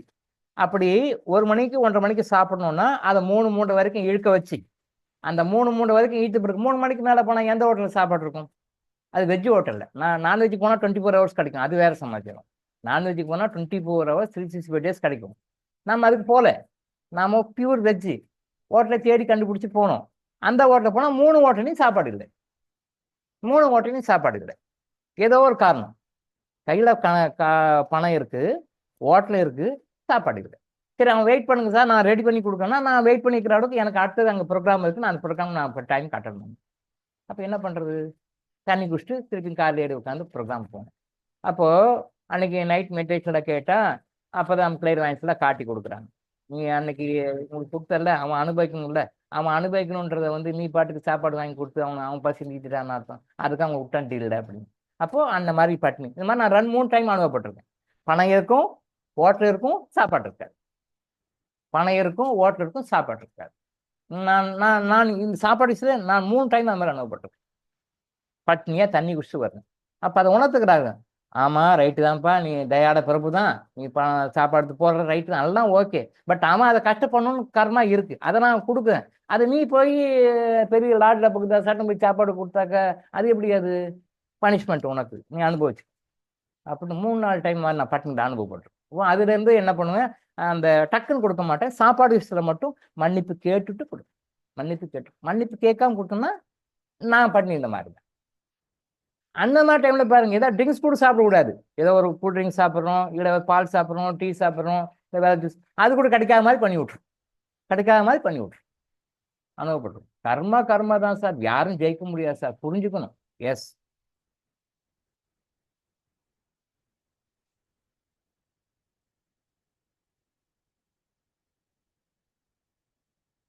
போரின் போது ஒரு பாட்டில் தண்ணீர் கூட கிடைக்காம அழுவு. எஸ், அது கூட கர்மா தான் சார். போரின் போது தண்ணி கிடைக்காம இருக்கிறது கூட ஒரு கர்மா தான். மானுடம், அது ரைட்டு. முன்னோர்கள் வழிபாட்டில் படையிட சமைக்கும் உணவு தயாரிப்பு செய்யும் போதே உணவின் சுவாசம், வாசம் நம்முடைய உபாசம். அது உண்மைதான். அது இல்லைன்னு சொல்ல முடியாது. பட் இருந்தாலும் கொஞ்சம் டம் பிடிச்சி அந்த தடிகை போட்டு கும்புற வரைக்கும் கொஞ்சம் வைப்பாங்க. அமாவாசை நாளில் முன்னோரை வழிபட்டு வீட்டில் இருப்பதுடன் நிறைவாக உணவு பகிர்ந்து உண்ணுவதா, உண்ணாவிரதம் பட்டினி இருப்பதா? அதாவது இந்த ஒரு பொழுதுன்னு சொல்றோம்னா, 2 பொழுது சாப்பிட்றோம், ஒரு பொழுது விரதம் இருக்கும். தட் இஸ் காலையில சாப்பிடாம இருக்கிறோம், காலையில பிரேக்ஃபாஸ்ட் எடுக்காம இருக்கும், மதியானம் லஞ்சு சாப்பிட்றோம். காலையில சாப்பிடாம இருக்கிறோம், மதியானம் சாப்பிட்றோம். அங்க உண்ணாவிரதம் இருப்பது வந்து அந்த மதியானம் அவங்களுக்கு அந்த படையல் போட்டு பெரியவங்களுக்கு மற்ற முறைகள்லாம் போட்டு, அப்போ இந்த மன்னிப்பு கேட்குற முறை இப்போ நம்ம சிம்பிளாக சொல்லியிருக்கோம். நம்ம அந்த இறைக்கட்டளைகளை சொல்லும்போது இன்னும் கொஞ்சம் விளக்கமாக சொல்லுவோம். இன்னும் யாராக்கிட்டலாம் மன்னிப்பு கேட்கணுன்றதெல்லாம் இருக்கும். இப்போ போனோம், சாமி கும்பிட்டு வந்துடுறோம். பட் அந்த அந்த நீங்கள் மன்னிப்பு கேட்டு மன்னிப்பு கொடுத்து பண்ணுற ப்ராசஸ் வந்து கிட்டத்தட்ட ஒரு 1.5 மணி நேரம் ஆகும். 1.5 மணி நேரம் ஆகும். நீங்கள் இந்த 1.5 மணி நேரம் நீங்கள் மன்னிப்பு கேட்டு மன்னிப்பு கொடுக்குற ப்ராசஸ் நீங்கள் பண்ணீங்கன்னா, நீங்கள் வந்து ஒரு 50 புரோகிதர்களை வச்சுட்டு நீங்கள் யாகம் பண்ணி ஹோமம் பண்ணி அவங்க திதி தர்ப்பணம் கொடுத்தீங்கன்னா என்ன எஃபெக்ட் கிடைக்குமோ, அது நீங்கள் அந்த யாகம் ஹோமம் எல்லாம் பண்ணாமையே, அவ்வளோ லட்சக்கணக்கு பணம் செலவு பண்ணாமையே அந்த பலன் உங்களுக்கு கிடைக்கும். ரொம்ப சிம்பிளாக கிடைக்கும். அது நம்ம வந்து அந்த இறைக்கட்டளை சொல்லும்போது அது நம்ம இன்னும் விளக்கமாக சொல்லுவோம். அப்போது இப்போ வந்து வழிபாடு செய்யும்போது காலைல எம்டி ஸ்டமக்கில் எதுவும் சாப்பிட வேண்டாம். இன்னைக்கு அமாவாசை, இன்னைக்கு பெரியவங்களை கும்பிட்றோம் அப்படின்னும் போது நீங்கள் வந்து அவங்களுக்கு வந்து எதுவும் சாப்பிட வேண்டாம். மதியானம் முடித்த பிறகு மதியானம் சாப்பிடுங்க. ஏதாவது லிக்விட் சாப்பிட்டுக்கலாம். ரொம்ப பசியாக இருக்குது முடியலன்னு லிக்விட் சாப்பிட்டுக்கலாம். ஒரு பாலோ ஒரு ஜூஸோ இந்த மாதிரி லிக்விடாக சாப்பிட்டுக்கலாம். சாலிட் ஃபுட்டாக சாப்பிட வேண்டாம். இருந்து மதியானம் கும்பிட்டுட்டு சாப்பிடுங்க. முடிஞ்சால் சாப்பிடுங்க, முடியலன்னா பரவாயில்ல. விரதம் இருந்தே ஆகணும் கட்டாயமெல்லாம் கிடையாது. அது இருந்தால் நல்லது, பெஸ்ட். அதுக்காக இந்த காலத்தில் நிறைய பேர் சுகரு, பிபி நிறைய பிரச்சனைகள் இருக்கிறாங்க. அவங்களால இருக்க முடியலன்னா அதுக்காக ரொம்ப ஸ்ட்ரெயின்லாம் இருக்க வேண்டாம். மனசு சுத்தமாக இருந்து வேணுனாலே போதும். விரதம் நல்ல முறை. முடிஞ்சால் விரதம் இருங்க. விரதம் இருக்க முடியல, எனக்கு ரொம்ப டயர்டாக இருக்குது, இல்லை மருந்து மாத்திரை சாப்பிடும் முடியல, சுகர் இருக்குது, பிபி இருக்குது, வேறு ப்ராப்ளம் இருக்குன்னா அவங்களா ரிஸ்க் எடுத்து விரதம்லாம் இருக்க வேண்டாம். அவங்கள மனசார ஹோல் ஹார்ட்டடாக அவங்கள மனசார நினச்சி அவங்கள்ட்ட மன்னிப்பு கேட்டு மன்னிப்பு கொடுத்து ப்ரே பண்ணாலே உங்களுக்கு போதும். விரதம் முடிஞ்சால் இருங்க, முடியலன்னா இருக்கணும். அதுக்காக ரொம்ப ஸ்ட்ரெயின்லாம் எடுக்க வேண்டாம். பட் சாப்பிடாம இருந்து அவங்களுக்கு அந்த தடிகையெல்லாம் போட்டு அந்த படையெல்லாம் போட்டு அவங்கள கும்பிடுறது வந்து விரதம். அது சாப்பிடாம இருக்கிறது தான் பட்னி. அது பட்னி வந்து சாப்பாடு இல்லாமல் இருக்கிறதுக்காக இருக்கு. பித்ருக்கள் முன்னோர் வழிபாடு வீட்டில் படையிட்டு வழிபடும் போது எப்படி அதே அமாவாசை நாளில் உண்ணாவிரதம் இருக்கும். அதுதான் இப்போ சொன்ன பதில் தான். அமாவாசை நாளில் கூட அந்த காலையில் ஒரு பொழுதுன்னு சொல்லுவாங்க. தெலுங்குல ஒக்கப்பொது அப்படின்னுவாங்க. ஒக்கப்பொதுன்னா ஒரு பொழுது. தெலுங்குல ஒக்கப்பொதுன்னுவாங்க, ஒரு பொழுதுன்னுவாங்க. தமிழில் ஒரு பொழுதுன்னுவாங்க. அந்த ஒரு பொழுது மட்டும் சாப்பிடக்கூடாது, அவ்வளோதான். காலையில் மட்டும் பிரேக்ஃபாஸ்ட் சாப்பிடாம அது இருந்து மதியானம் மட்டும் இதெல்லாம் முடிச்ச பிறகு சாப்பிடுவோம். ஒரு விஷயம் நல்லா மைண்டில் வச்சுக்கோங்க, நைட்டில் யாரும் பட்னியாக இருக்கக்கூடாது. அது மைண்டில் வந்து முக்கியமாக பயிற்சிக்கோங்க. நீங்கள் பகலில் இருக்கலாம் விரதம். சில விரதங்கள்லாம் வந்து ஈவினிங் வரைக்கும் இருப்பாங்க. இந்த சதுர்த்தி விரதம், விநாயகர் சம்மந்தப்பட்ட விரதம், இந்த மாதிரி சில விஷயங்களை வந்து காலிலேருந்து ஈவினிங் வரைக்கும் இருப்பாங்க. அது சில காரணங்களுக்காக இருப்பாங்க. அதுவும் தவறு, இருக்க முடியும்னா இருக்கலாம். பட் எந்த காரணங்களும் நைட்டில் வந்து பட்னியாக இருக்கக்கூடாது. நைட்டில் ஏதாவது சாப்பிடணும். உங்களுக்கு உடம்பு சரியில்லை, இல்லை சாப்பாடு இழுக்க மாட்டேங்குது, பசி இல்லை அப்படின்னா மட்டும் நீங்கள் நைட்டில் சாப்பிடாம இருக்கலாம். பட் அதர்வைஸ் முடிஞ்ச வரைக்கும் நைட்டில் வந்து எப்பவுமே சாப்பிடுங்க. வயிறு வந்து நைட்டில் காலியாக போடக்கூடாது. ஏதாவது ஒன்று சாப்பிடணும். நைட்டில் வயிறு வந்து பசிச்சும் நீங்கள் வந்து சாப்பிடலை, பசியை அடக்கிட்டு தண்ணி குடிச்சிட்டு ஏதோ கோவத்தில், டென்ஷனில், எமோஷனில் பட்டினியாக படுக்கிறீங்கன்னா உடம்பு அடி வாங்கும். அது நிறைய வகையில், பல வகையில் நரம்பண்டலம் முதல் கொண்டு எண்டோக்ரைன் கிளாண்ட் கொண்டு கொஞ்சம் வீக் ஆகும். அதனால் கோவம், டென்ஷன், எமோஷன், வீட்டில் சண்டை பிரச்சனை, கோச்சிக்கிறோம் அப்படின்னா கூட அதெல்லாம் கொஞ்சம் அப்படி ஓரம் கட்டிட்டு முடிஞ்ச வரைக்கும் மைண்டை கூல் பண்ணி சாப்பிடுங்க. நைட்டில் மட்டும் சாப்பிட்ருங்க. பகலில் நீங்கள் விரதம் இருக்கலாம், சாப்பிட்டு. அதுவும் முடிஞ்சா இருங்க, முடியலன்னா ரொம்ப ரிஸ்கெல்லாம் எடுக்க வேண்டாம். சரியா? அப்போ அமாவாசை நாள்லையும் அப்படிதான். அமாவாசை நாள்லையும் காலைல சாப்பிட வேண்டாம், மதியானம் படையெல்லாம் போட்டு ப்ரே பண்ணி வேண்டிட்டு அப்புறம் சாப்பிடலாம். அமாவாசை நாளுக்கும் அதே தான். அமாவாசை நாளில் கடல் சீற்றம் இருப்பது போல் உடலில் நோய் சீற்றம் அதிகம் உருவாகும். உண்ணாவிரதம் உபவாசம் இருப்பது சாலச் சிறந்தது. அமாவாசை நாளில் முன்னோர்கள் வழிபாட்டில் நீங்கள் சாப்பிடுவதை படையலிட்டு வழிபடும் போது மேன்மையடைவீர்கள். இப்போது உண்பதா அல்லது உபவாசம் இருப்பதா, எது சரி? ஏகாதசி விரதம் அல்லது அமாவாசை பௌர்ணமி வழிபாடு எது சரி? மன்னிக்கவும், தெளிவு புரிதலுக்கு மன்னிக்கவும் தேவையில்லை சார். இது கேட்குறீங்க, அது ஒன்றும் தப்பு கிடையாது. எந்த கேள்வியாக இருந்தாலும் நீங்கள் கேட்கலாம். அடிக்கடி சொல்லுவோம், எந்த கேள்வியாலும் நீங்கள் கேட்கவில்லை, இறைவன் உங்களை கேட்க வைக்கிறார். இளங்கோ எதுவும் சொல்ல மாட்டாருப்பா, நீ கொஞ்சம் கேளு, நீ கேட்டால் தான் பதில் வரும் அப்படின்னு சொல்லி உங்களை கேட்க வைக்கிறாரு. இறைவன் உங்களை கேட்குறாரு, நீங்கள் கேட்குறீங்க. Whether it is chilli question or major question, எந்த கொஸ்டின் இருந்தாலும், இல்லை ஏடாகூடமான கொஸ்டின், எந்த கொஸ்டினாக இருந்தாலும் இறைவன் தான் கேட்க வைக்கிறாரு. நீங்கள் கேட்குறீங்க, நீங்கள் கருவி தான். ஆனால் அந்த மன்னிக்கவுன்ற வேர்டு தேவை. தாராளமாக கேட்கலாம், நான் கண்டிப்பாக கோச்சிக்க மாட்டேன். சரியா? மன்னிக்கவுன்ற வேர்டு தயவு செஞ்சு யூஸ் பண்ண வேண்டாம். எது வந்தாலும் கேளுங்க, ஆன்சர் பண்ணும். அதுக்காக தான் நாம் இருக்கிறோமே. அதெல்லாம் கிளியர் பண்ணணும். நீங்கள் யோகா பண்ணணும், மெடிடேஷன் பண்ணணும், தியானம் பண்ணணும், எல்லாமே ரைட், ஓகே. அத்தனை பண்ணியும் மக்கள் மேலே வரல. யோகா சொல்லியும் தியானம் பண்ணியும் இல்லாமல் சொல்லியும் மக்கள் மேலே வரல. அப்போ தான் சித்தர்கள் பார்க்குறாங்க, சரி மக்களுக்கு நம்ம வந்து இன்னும் கொஞ்சம் பேசிக்காக அந்த கர்மா பற்றி நாலேஜ் இல்லாமல் இப்படிலாம் கஷ்டப்படுறாங்க அப்படின்னு சொல்லிட்டு தான் அந்த கர்மா பற்றி சொல்லுப்பான்னு நம்மளை அனுப்பிச்சி விட்ருக்காங்க. ஆனால் பேசிக்காக நம்ம சொல்லிக் கொடுக்குறோம். இதெல்லாம் தெரிஞ்சுக்கிட்டாலே யோகா செய்வதன் பலன், தியானம் செய்வதன் பலன், மற்ற ஹையர் டெக்கில் என்னென்னலாம் சொல்லியிருக்காங்களோ அந்த புண்ணான பலன்கள்லாம் கிடைக்கும். இந்த பேசிக் நாலேஜ் கொடுக்கும். இது ஞான தானம். ஞானம் வந்துட்டா எல்லாமே வந்துடும்.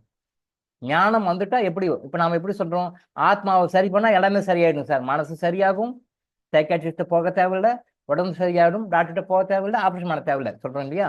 அதே மாதிரி ஞானம் ஒன்று வந்துச்சுன்னா, உண்மையான ஞானம், அந்த உண்மையான ஞானம் வந்துச்சு. புத்தி வேற, ஞானம் வேற. அறிவு வேற, ஞானம் வேற. ஞானம் வந்து உயர்ந்தது, விஸ்டம் சொல்லுவாங்க. அந்த ஞானம் விஸ்டம் வந்துருச்சுன்னா உங்களுக்கு எல்லாமே ஆட்டோமேட்டிக்காக வந்துடும்.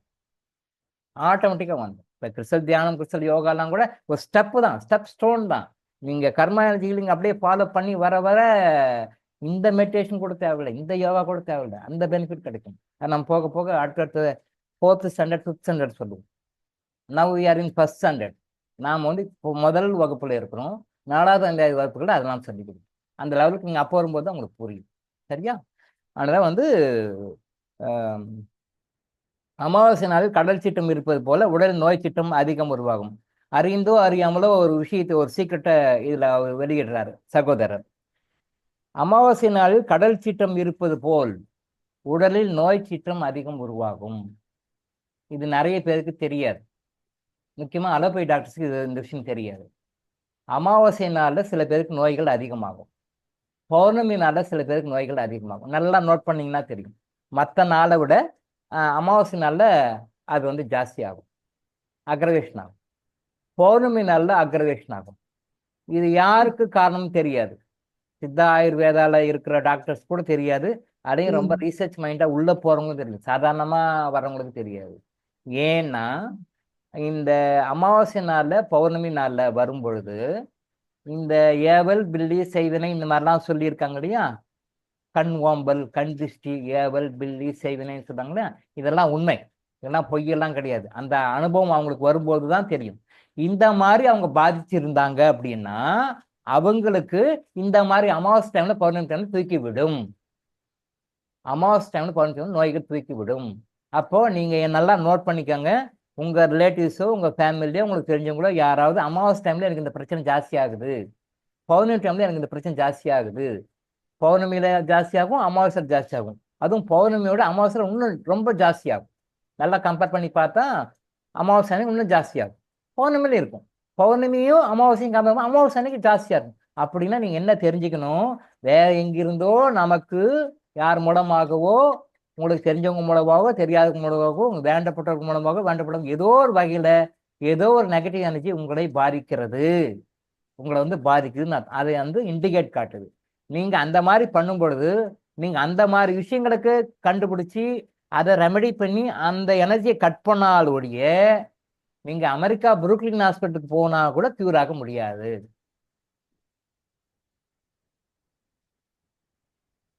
பாம்பேல பெரிய ஹாஸ்பிட்டல் சார், சிங்கப்பூர்ல பெரிய ஹாஸ்பிட்டல் சார், ம். டெல்லியில பெரிய ஹாஸ்பிட்டல் சார், ம். லண்டன்ல பெரிய ஹாஸ்பிட்டல் சார், ம். எங்க போனாலும் ஒர்க் அவுட் ஆகாது, கியூர் ஆகாது.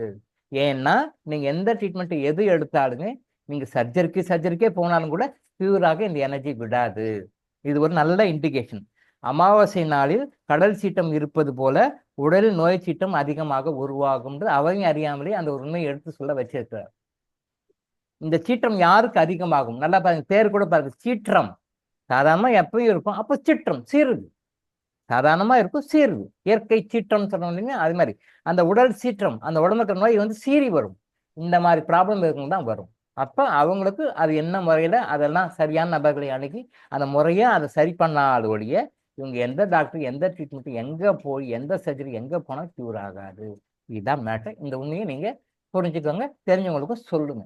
தெரிஞ்சவங்களுக்கு சொல்லுவது கூட நம்முடைய குட் கர்மா, ஏற்றுக்கொள்வதும் ஏற்றுக்கொள்ளலாம், அவருடைய பேட் கர்மா குட் கர்மாவை பொறுத்தது. சரியா? அமாவாசை நாள் கிடைச்சின்னு போல் உடலில் நோய் திட்டமா நீங்க எந்த ஸ்கேன் பண்ணாலும் தெரியாது. நீங்க எந்த ஸ்கேன் பண்றீங்க, எவ்வளவு லேட்டஸ்ட் எக்யூப்மெண்ட்ல போய் ஸ்கேன் பண்ணீங்க, என்ன ரிப்போர்ட் எடுத்தாலும் அதுல இது தெரியாது. This is invisible. அது விசிபிளா என்ன இருக்கோ அதான் தெரியும். நீங்க லேட்டஸ்ட் எக்யூப்மெண்ட்ல அப்டேட் பண்ண எக்யூப்மெண்ட் சார் ஃபாரின்ல வந்து சார் 8 கோடி ரூபாய் சார் இந்த ஸ்கேனர், இதை ஸ்கேன் பண்ணீங்கன்னா கூட உங்களுக்கு அது தெரியாது. இதெல்லாம் இன்விசிபிள், தெரியவே கண்டிப்பாக முடியாது. அந்த மாதிரி நல்ல சீற்றம் அதிகமாகிறது இந்த மாதிரி காரணங்களாக தான் வரும். அலர்ட்டா இருந்துக்காங்க, தெரிஞ்சவங்களுக்கு சொல்லுங்க. உண்ணாவிரதம் இருப்பது சாலச்சிறந்தது. அமாவாசை நாள் முன்னோர் வழிபாட்டில் நீங்கள் சாப்பிடுவதை படையிட்டு வழிபடும் போது மேன்மடுகள், அது உண்மைதான். நம்ம நம்ம சாப்பாடு வந்து அவங்க சாப்பிட போறதில்ல, அவங்க வந்து சாப்பிட்றதில்ல. பட் நாம அவங்கள ப்ரே பண்ணி சாப்பிடுங்கன்னு சொல்றோம். அவங்க வந்து இதை சாப்பிட முடியும். ஏன்னா பிகாஸ் அவங்க ஆஸ்ட்ரல் பாடியில் இருக்காங்க, நம்ம பிசிக்கல் பாடியில் இருக்கோம். பிசிக்கல் பாடி தான் சாப்பிடுவோம், ஆஸ்ட்ரல் பாடி சாப்பிட முடியாது. பட் அந்த உணவை பார்க்கும்போது சாப்பிட்டு திருப்தி அவங்களுக்கு வந்துடும். நீங்கள் அவங்க கூப்பிட்டு விருந்து வச்சு சாப்பிட்டீங்களா, நல்லா இருக்கா, மாமாவோ தாத்தாவோ பாட்டியோ எப்படி இருக்கு பாட்டி, எப்படி நல்லா இருக்கீங்களா, சாப்பிட்டீங்களா, நல்லா வயிறு இருந்துச்சா, போதுமா, இன்னும் கொஞ்சம் வச்சுக்கோங்க அப்படின்னு சொல்லி நீங்கள் நம்ம கேட்க அவங்க எவ்வளோ கூல் ஆகிடுவாங்க. அந்த கூலிங்க அந்த மைண்டுக்கு வந்துடும், அவங்களுக்கு சாப்பிட்ட ஃபீலிங் வந்துடும். அந்த சாப்பிட்ட ஃபீலிங் அவங்களுக்கு வந்துருச்சுன்னா அப்பா சந்தோஷம்பா, என் நல்லா வரவேற்று எனக்கு சாப்பாடு போட்ட பத்தியா, நல்லா இருப்பா அப்படின்னு மனசுல அவங்க நினைக்கும் போது அது பிளஸ்ஸிங்காக உங்களுக்கும் உங்கள் உங்கள் குடும்பத்தை சேர்ந்தவர்களுக்கும் உங்கள் வாரிசுகளுக்கும் வரும். ஸோ அது மாதிரி சாப்பாடு வச்சு படையல் போடுறது நல்லதுதான். அது நம்ம ட்ரெடிஷனல் சிஸ்டம்.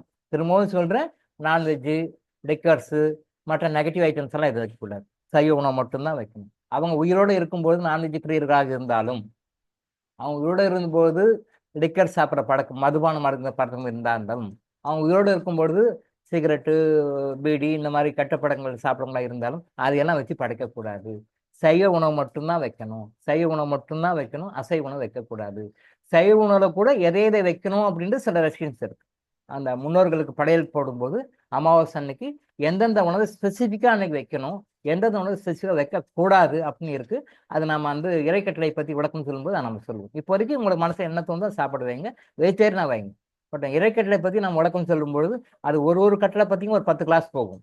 அந்த ஒரு கட்டளை பற்றியும் ஒரு 10 கிளாஸ் போகும். அந்த விளக்கம் வரும்போது என்ன உணவு வைக்கணும், எந்த உணவு வைக்கக்கூடாதுன்னு நம்ம இன்னும் டீட்டெயிலாக சொல்லுவோம். சரிங்களா? பௌர்ணமி வழிபாடு சரி. அமாவாசை வழிபாடு பண்ணோம்னா அது முழுக்க பெரியவங்களுக்கு தான், நம்முடைய முன்னோர்களுக்கு, பித்திருக்களுக்கு. ஏன்னா அவங்களிடம் நாம் வரல.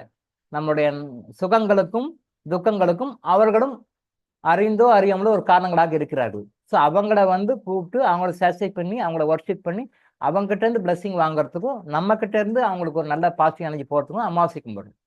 பௌர்ணமி அன்னைக்கு என்ன அப்படின்னா, நம்ம இந்த லைஃப்ல நமக்கு அடிப்படை என்ன வேணும்? பணம் வேணும். பணம் வேணும் இல்லையா? இந்த பணம்ன்றது வந்து அடிப்படை தேவை. பிறந்ததுலேருந்து இறக்குற வரைக்கும், இறந்த பிறகும் கூட அந்த செரிமனிஸ் எல்லாம் பண்ற வரைக்கும் பணம் தேவை. இந்த பணம் நேர்மையான முறையில், தர்மமான முறையில், நெகட்டிவ் கர்மா வராத வழியில வர்றதுக்காக பௌர்ணமி அன்னைக்கு வழிபாடு செய்வாங்க. பௌர்ணமி வழிபாடு என்ன பண்ணா, உங்களுடைய செல்வத்துக்காக பண்றது. உங்களுடைய செல்வம், உங்களுக்கு பணம், டப்பு, ருபி, கேஷ் என்ன வேணாலும் வச்சுக்கோங்க. அந்த பணம் உங்களுக்கு கிடைக்கிறதுக்காக, செல்வம் கிடைக்கிறதுக்காக பௌர்ணமியில வழிபாடு செய்யணும். அந்த பௌர்ணமி வழிபாடு நம்ம முறையாக செய்யும் பொழுது மூட நம்பிக்கையெல்லாம் கிடையாது. அதை முறையாக செய்யும் பொழுது உங்களுக்கு தேவையான பணம் தாராளமாக வரும். கடன்காரர்களாக இருக்க மாட்டீர்கள். கடனை வாங்க வேண்டிய அவசியம் இல்லை.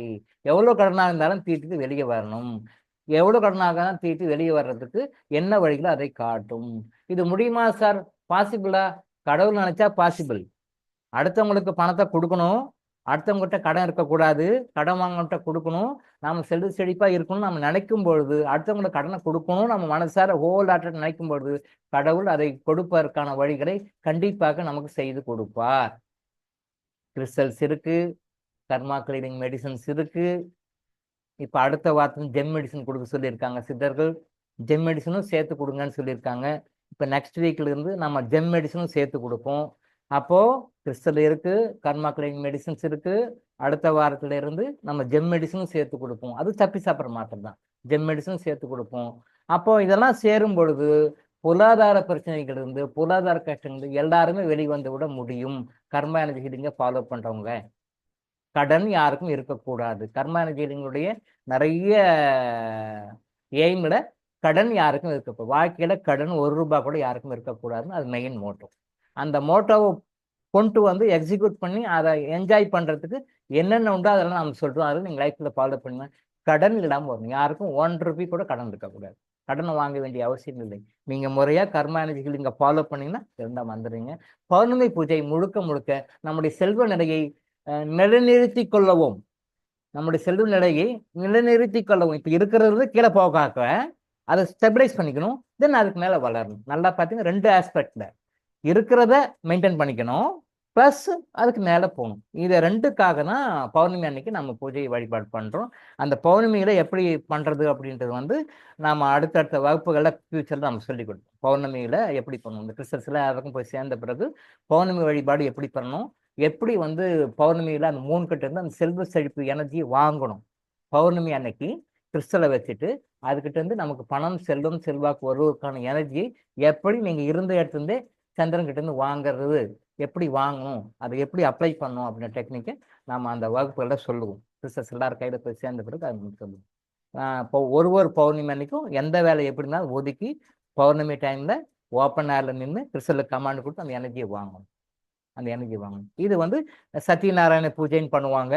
இன்னும் வேற சில பூஜைகள்லாம் இருக்கு. பௌர்ணமி அன்னைக்கு செய்வாங்க. நம்ம இந்து ட்ரெடிஷன்ல மெயினாக சத்யநாராயண பூஜை செய்வாங்க.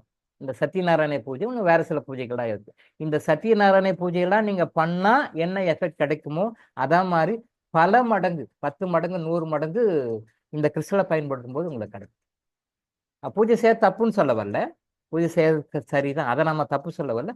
பட் அந்த முறைப்படி அந்த சத்யநாராயண பூஜை செய்வதால் உங்களுக்கு என்ன நன்மைகள் கிடைக்குமோ அந்த நன்மைகளை விட பல மடங்கு அதிகமாக இந்த கிறிஸ்டல்களை பயன்படுத்தி அந்த சந்தங்கிட்ட எனர்ஜி வாங்கும் பொழுது இதை போல பல மடங்கு நன்மைகள் உங்களுக்கு கிடைக்கும். இதை நீங்கள் அனுபவத்தில் உணர்வீர்கள்.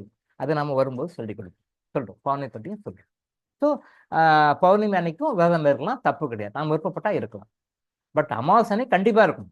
பௌர்ணமி அன்னைக்கு சாய்ஸ், பௌர்ணமி அன்னைக்கு உங்க சாய்ஸ். பட் அமாவாசை அன்னைக்கு கண்டிப்பாக பூமியில் பிறந்த எல்லாருமே அமாவாசை அன்னைக்கு விரதம் இருந்தே ஆகும்.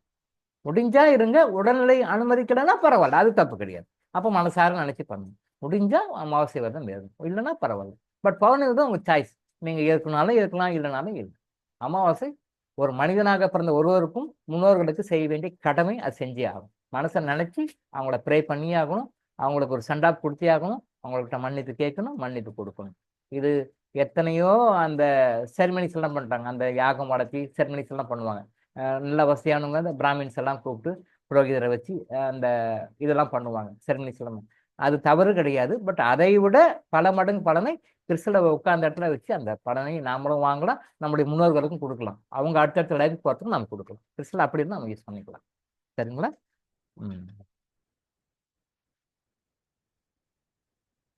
ஆண்டு முழுவதும் கோவிலில் பிச்சை எடுக்கும் மனிதர்களின் பிரார்த்தனை கேட்காத இறைவன் ஒரே நாளில் வந்து, இதுக்கு ஆன்சர் பண்ணிட்டேன்னா இது அடுத்த இதுக்கு வச்சுக்கலாம்.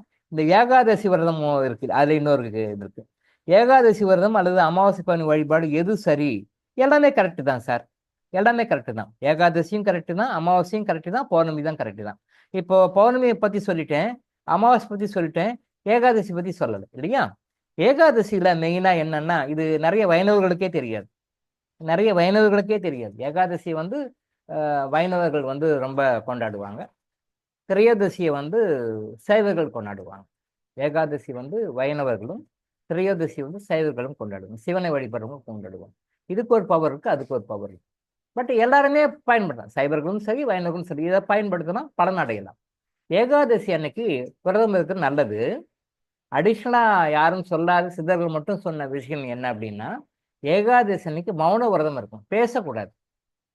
ஏகாதசி அன்னைக்கு பேசக்கூடாது. நடைமுறையில சாத்தியமானா சாத்தியம்னு நினைச்சா சாத்தியம்தான், சாத்தியம் இல்லைன்னா சாத்தியம் இல்லை தான், நம்ம மனசை பொறுத்துதான். பட் ஏகாதசி அன்னைக்கு விரதம் இருப்பாங்க, அதுக்கு பலன் உண்டு. ஏகாதசி அன்னைக்கு விரதம் இருக்கு வேணா ஆகட்டும், ஒரு 2-3 months ஆகட்டும். ஒரு விரதத்துக்கும் என்ன பலன் வேணா சொல்லுவோம். ஒரு ஒரு ஒரு ஒரு விரதத்துக்கும் என்ன, ஏன்னா பொதுவாக வந்து நம்ம கர்மா எனர்ஜி ஹீலிங்கிறது வந்து எல்லா ரிலிஜனையும் மைண்ட் வச்சு தான் பேசுகிறோம். நாட் ஒன்லி ஃபார் இண்டோஸ், எல்லா ரிலிஜனையும் மைண்ட் வச்சு தான் பேசுகிறோம். எல்லா ரிலிஜனுக்கும் சூட்டபிள் ஆகிற மாதிரி தான் பேசுகிறோம். எல்லாரும் ஃபாலோ பண்ண மாதிரி தான் பேசுகிறோம். இந்த விரதங்கள்ன்றது வந்து இந்துக்கள் சொன்னாங்கன்றதுக்காக இந்துக்கள் மட்டும் ஃபாலோ பண்ணணும் அவசியம் கிடையாது. எல்லாருமே ஃபாலோ பண்ணலாம், எல்லாருமே ஃபாலோ பண்ணலாம். கிறிஸ்தவர்களும் ஃபாலோ பண்ணலாம், இந்துக்களும் ஃபாலோ பண்ணலாம், மற்ற மதங்களும் ஃபாலோ பண்ணலாம், முஸ்லீம்களும் ஃபாலோ பண்ணலாம், எல்லாரும் ஃபாலோ பண்ணலாம். நல்ல சிஸ்டம் தான், அதில் நிறைய பெனிஃபிட்ஸ் இருக்குது. அந்த விரதங்களை வந்து நம்ம இந்து மதம் சொல்லுது, ஆனால் இந்து மதத்துக்கு மட்டுமே இல்லை, யார் வேணாலும் ஃபாலோ பண்ணலாம். யார் ஃபாலோ பண்ணால் பெனிஃபிட் கிடைக்கும், எந்த மதத்தினை ஃபாலோ பண்ணால் பெனிஃபிட் கிடைக்கும். அப்படி பார்க்கும் பொழுது ஏகாதசிக்கு விரதம் அதுக்கு ஸ்பெஷல் இருக்குது. நம்ம ஒரு 4 months ஆகட்டும், அடுத்த ஒரு 3-4 months கழிச்சு ஒரு விரதத்துக்குமே என்ன பலன் இருக்கு, இதுக்கு என்ன பெனிஃபிட், இது என்ன பெனிஃபிட், நம்ம கிளாஸ் ஒரு நாளைக்கு சொல்லுவோம், தெரிஞ்சுக்கோங்க, அவேர்னஸ் தெரிஞ்சுக்கோங்க. பட் அதில் ஏகாதசி விரதம்ன்றது மற்ற நிறைய பெனிஃபிட்ஸ் இருக்கு. அதில் அடிஷ்னலாக இது ஒரு ஸ்பெஷல் பெனிஃபிட் என்னன்னா, அன்னைக்கு ஏகாதசி டைமில் பேசாமல் இருந்தாங்க அப்படின்னு சொன்னா, அன்னைக்கு மௌன விரதம் சொல்லுவாங்க இல்லையா, ஜென்ரலாக மௌனம் பேசக்கூடாது. அந்த ஏகாதசி விரதம் தான் பண்ணாங்கன்னா ஒரு நிறைய பெனிஃபிட்ஸ் இருக்கு. 3 பெனிஃபிட் மட்டும் சொல்றோம். எல்லா விரதத்திலையும் கிடைக்கிற பெனிஃபிட் கிடைக்கும் ஒன்று. ரெண்டாவது அடிஷ்னலா பெனிஃபிட் என்னன்னா, உங்களுடைய நோயை போக்க நல்ல உயர்ந்த மருந்துகள் எல்லாம் சாப்பிட்றீங்கன்னு வச்சுங்களேன், அந்த மருந்துகள் சாப்பிட்டா என்ன எஃபெக்டோ, அந்த கிட்டத்தட்ட ஒரு மண்டலம் சாப்பிட்டா உங்களுக்கு என்ன எஃபெக்டோ, அந்த எஃபெக்டை அந்த ஏகாதசி விரதம் வந்து உங்களுக்கு கொடுத்துடும். நல்லா புரிஞ்சுங்க. இது வந்து சித்தர்களை தவிர வேற யாரும் சொல்ல மாட்டாங்க, யாருக்கும் தெரியாது, சொல்லவும் மாட்டாங்க. நிறைய இருக்கு, 3 சொல்றேன். நம்பர் 1, ஏகாதசி விரதம் இருப்பதால் மற்ற விரதங்கள் இருப்பதை போன்ற நன்மைகள் கிடைக்கும். 1. நம்பர் 2, அன்னைக்கு பேசாம இருந்தோம் அப்படின்னு சொன்னா உங்களுடைய நோய்களை போக்குவதற்காக நீங்க ஏதாவது ஒரு சிஸ்டம் மெடிசன் எடுக்கிறீங்க. அது எந்த சிஸ்டம் மெடிசனா இருந்தாலும் சரி, 1.5 month, தட் இஸ் ஒரு மண்டலம் எடுத்தா உங்களுக்கு என்ன நன்மை கிடைக்குமோ அந்த நன்மை அன்னைக்கு ஒரு நாள் விரதம் இருப்பதன் மூலம் கிடைக்கும். அவ்வளோ எஃபெக்ட் உங்களுக்கு உள்ள போயிடும். 3வது பெனிஃபிட் என்னன்னா, நமக்கு சும்மா இருக்காதுல்ல வாய், இந்த வாயால் கட்டுதான் நம்ம மக்கள் தேவையில்லாத வார்த்தை, தேவையில்லாத ஏதாவது ஒன்று பண்ணுவீங்க. நீங்க மனிதனுடைய பிரச்சனைகளுக்கு பாருங்க, 50 to 70% வாய் தான். தீயினார் சுட்ட புண் உள்ளாரும், ஆறாதே நாவினார் சுட்ட வடு.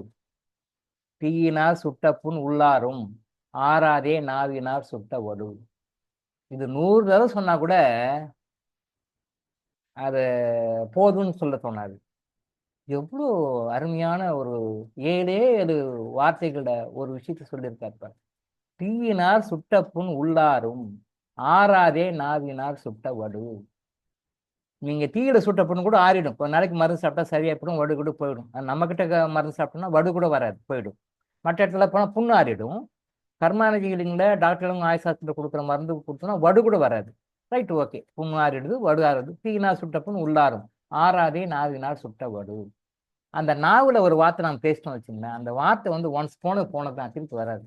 நீங்க நிறைய பிரச்சனைகள், நிறைய கஷ்டங்களுக்கு பாருங்க, யாரோ மனசு புண்ணுமா நான் பேசியிருப்பேன், மனசு நோக்கமா நம்மள யாரா பேசியிருப்பாங்க.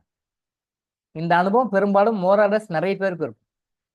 ஒண்ணு, நம்ம யாரா மனசு நோக்கிற மாதிரி அதை வாழ்நாள் முழுக்க மறக்க முடியாம அந்த வார்த்தைகளை பிரயோகிச்சிருப்போம்.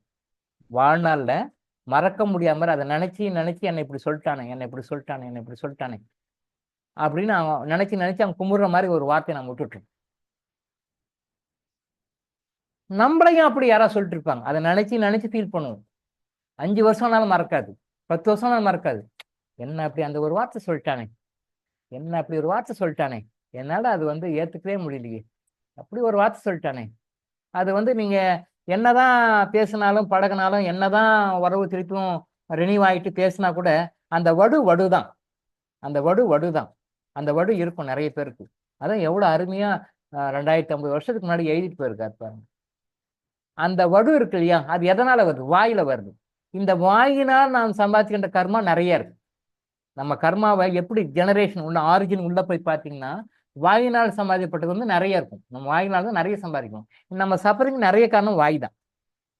நம்ம சொல்லுவோம் நான் கரெக்டாக பேசணும், பக்காவா பேசணும். நம்ம பேசின அடுத்த மனசை ஊண்டிங் ஆயிரும். நம்ம மனசு அடுத்த ஊண்டிங் ஆயிரும். மற்றவங்க பேசுறது அவங்க கேஷுவலாக பேசியிருப்பாங்க, அது நம்ம மனசை ஊண்டு பண்ணி காயம் பண்ணிருக்கோம், ரணம் பண்ணியிருக்கோம். அது சில பேர் வாழ்நாள் முழுக்க மறக்க முடியாத மாதிரி சில வார்த்தைகள்லாம் பேசிடுவோம். வாழ்நாள் முழுதும் மறக்க முடியாத மாதிரி. இந்த அனுபவங்கள் வந்து உங்களுக்கு இருக்கும், உங்களுக்கு தெரிஞ்ச சர்க்கிள் இருக்கும், உங்க ஃப்ரெண்ட்ஸ் சர்க்கிள் இருக்கும். இது உண்மை. இது யாரும் மறுக்க முடியாது. இது உண்மை. இப்படி நம்ம வாயினால ஒரு வார்த்தை சொல்லி அந்த கர்மா சம்பாதிச்சிருக்கோம் பார்த்தீங்களா? அந்த வாயினால் நம்ம வாயால நம்ம ஒருத்தர் மனசை புண்படுத்தி நாம ஒருத்தர்கிட்ட பேசியிருக்கோம், ஒருத்தர்கிட்ட கர்மா வாங்கியிருக்கோம்னா அந்த கர்மா ஏகாதசி என்று விரதம் இருக்கும் பொழுது குறைக்கப்படுகிறது.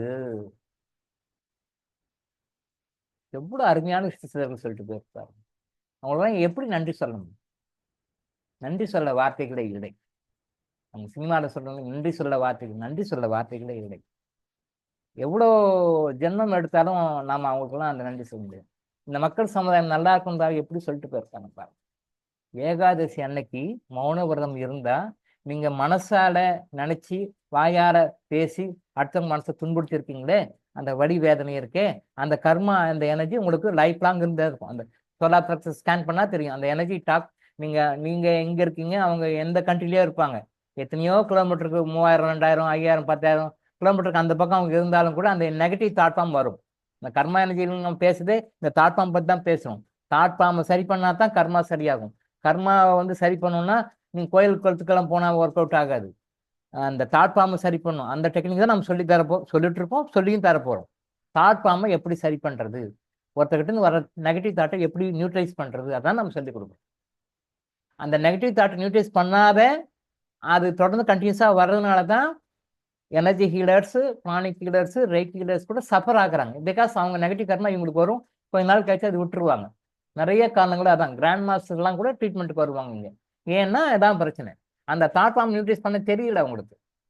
அந்த தாட் ஃபார்ம் நியூட்ரலைஸ் பண்ணிக்கவங்க அடுத்த எவால்மெண்ட் கொடுத்துட்றாங்க. அதை இவங்களுக்கு அடுத்த லெவலுக்கு வரணும், அவங்க அதோட நின்றுறாங்க. அதனால that's why they are people, those people who are treating the people, those who are healers are suffering more and more in day to day life.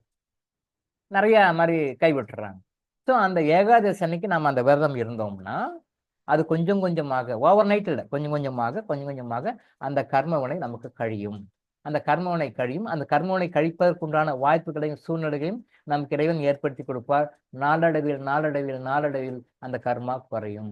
இந்த வாயால பேசி கர்மா வாங்கினவங்க கொடுத்தவங்க எல்லாருமே இருக்கும்.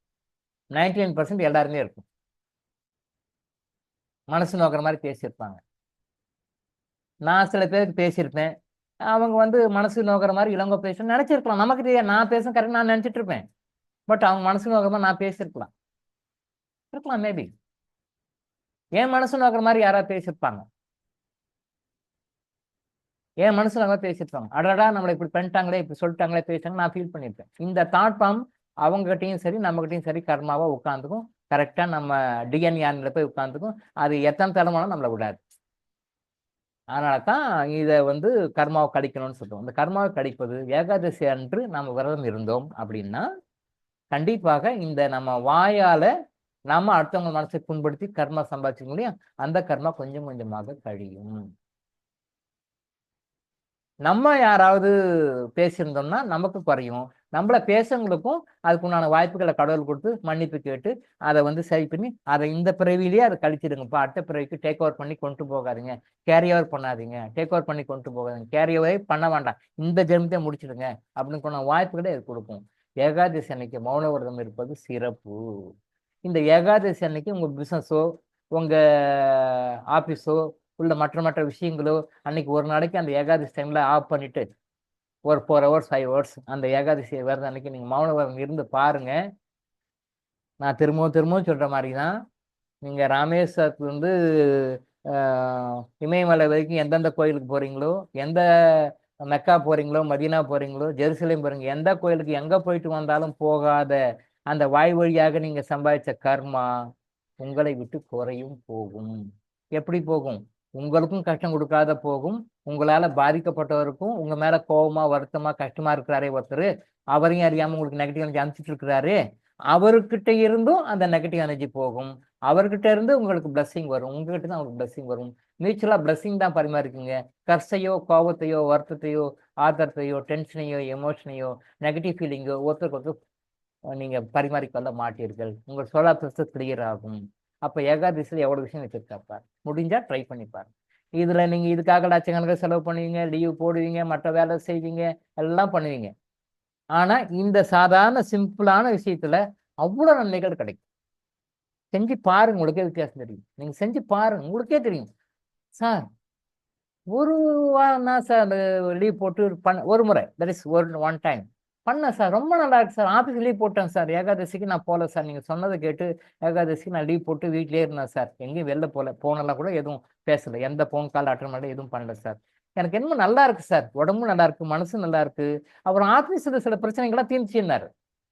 நல்லா பாருங்க, அவருக்கு நான் இதை விஷயம் சொன்னேன். அவர் ஆஃபீஸ் லீவ் போட்டு அவர் அதை ஃபாலோ பண்ணாரு.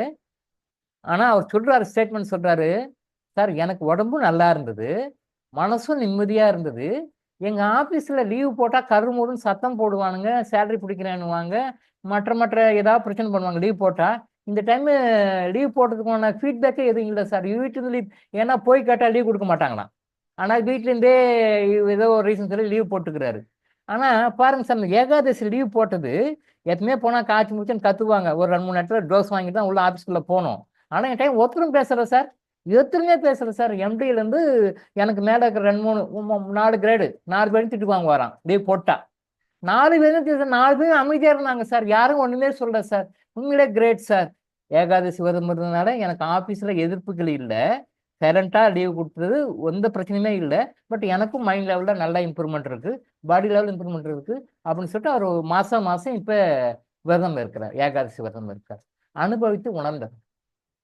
சரியா? இந்த ஏகாதசி விரதத்தை பற்றி இந்த ரமணிச்சந்திரன் சகோதரர் கேட்டனால இன்னைக்கு நாம இந்த விஷயம் வந்தது. இந்த கேள்வி கேட்டதுனால பதில் சொன்னோம். இந்த பதில் கேட்டதுனால எத்தனை பேருக்கு ஒரு ஆன்ம விழிப்பு வந்திருக்கோ அத்தனை ஆத்மாக்களிருந்தும் சகோதரருக்கு அந்த குட்கர்மா இப்போ வந்து சேரும். அடுத்த 5 மினிட்ஸ் அந்த குட்கர்மா வரும். இது நம்ம எவ்வளோ பணம் கொடுத்தாலும் இது கிடைக்காது. இந்த குட்கர்மா அடுத்தவங்களுக்கு ஒரு ஞான தானம். இப்போ கேட்டனால நான் ஆன்சர் பண்ணேன், இன்னும் நான் சொல்ல மாட்டேன். ஏகாதசி பற்றி யாருக்கும் தெரியும். நீங்கள் எந்த புக் எடுத்து பாருங்க, இதெல்லாம் யாரும் சொல்ல மாட்டாங்க. எந்த கோயிலுக்கு போனாலும் சொல்ல மாட்டாங்க, எந்த வைணவ கோயிலுக்கு போனாலும் சொல்ல மாட்டாங்க, யாருக்கும் தெரியாது. சித்தர்கள் எவ்வளோ தெளிவாக சொல்லியிருக்காங்க பாருங்க. இது நீங்கள் லைஃப்பில் அப்ளை பண்ணி பாருங்க. You will be get more benefits in your life. So இந்த கேள்வி கேட்ட சகோதரருக்கு அத்தனை பேர்கிட்ட இன்னும் அடுத்த 5 மினிட்ஸில் அவருடைய சோலார் ப்ளஸஸ்க்கு அந்த பாசிட்டிவ் எனர்ஜி வரும். நல்லா ரிலைஸ் பண்ணால் தெரியும். சென்சிட்டிவாக இருந்து ரிலைஸ் பண்ணால் அது எனர்ஜி வர தெரியும். அது அப்படியே ரெக்கார்ட் ஆகும், டிஎன்ஏஆர்ல உட்காரும், பாசிட்டிவ் நன்மை போடும். இப்படித்தான் நம்ம கர்மாவை, குட் கர்மாவை கொஞ்சம் கொஞ்சமாக சேர்த்தோம். குட் கர்மாவை எப்படியெல்லாம் சேர்த்துருந்த டெக்னிக்கெல்லாம் சொல்லுவோம். இப்படியெல்லாம் கூடவா சார் குட் கர்மா வரும்? நீங்களே கேட்டீங்க, இப்படியெல்லாம் கூடவா சார் குட் கர்மா வரும்? எஸ், இப்படியெல்லாம் குட் கர்மா வரும். இப்படியெல்லாம் கூடவா சார் பேட் கர்மா வரும்? ஃபியூச்சரில் சொல்லுவோம், இப்படிலாம் வரும், பண்ணாதீங்க. இப்படியெல்லாம் குட் கர்மா வரும், அதை ஃபாலோ பண்ணுங்க. சின்ன சின்ன சில்லி மேட்டரா இருக்கும், சின்ன விஷயமா இருக்கும், அது குட் கர்மா வரும், ஃபாலோ பண்ணுங்க, சந்தோஷப்படுங்க. சின்ன சின்னதெல்லாம் பேட் கர்மா அவாய்ட் பண்ணுங்க. அவாய்ட் பண்ணாலும் பேட் கர்மா சந்தோஷப்படுங்க. டோட்டல் என்ஜாய்மெண்ட், அதுதான் கர்மா எனர்ஜியினுடைய நோக்கம். சரியா? இன்னைக்கு இதோட நான் முடிச்சுப்போம். நாளைக்கு நான் மீண்டும் சந்திப்போம். ஓகே, நன்றி.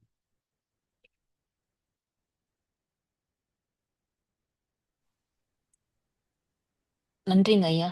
நன்றி. நன்றி ஐயா.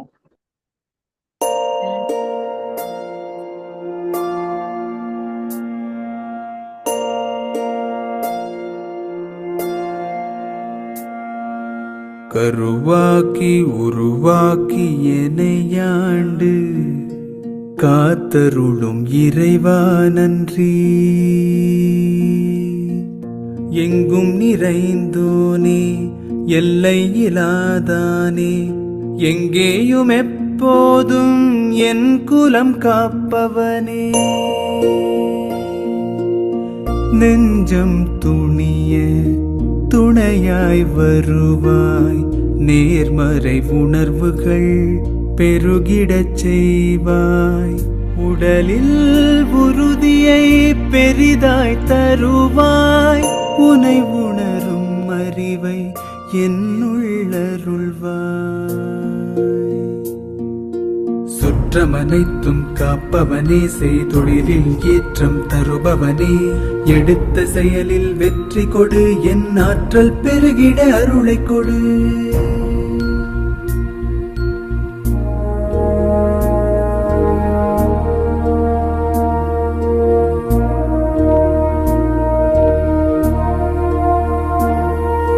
கருவாக்கி உருவாக்கி எனையாண்டு காத்தருளும் இறைவா நன்றி. வல்லமை தந்து நீ வளர்ச்சி கொடு, அகத்திலும் புறத்திலும் மலர்ச்சி கொடு, வளர்ச்சி கொடு, மலர்ச்சி கொடு, வளர்ச்சி கொடு, மலர்ச்சி கொடு.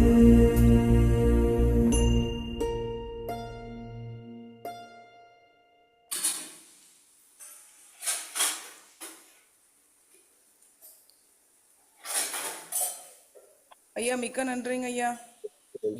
நன்றி ஐயா. நன்றிகள் ஐயா. நன்றி நன்றி நன்றி. நன்றி ஐயா. நன்றி.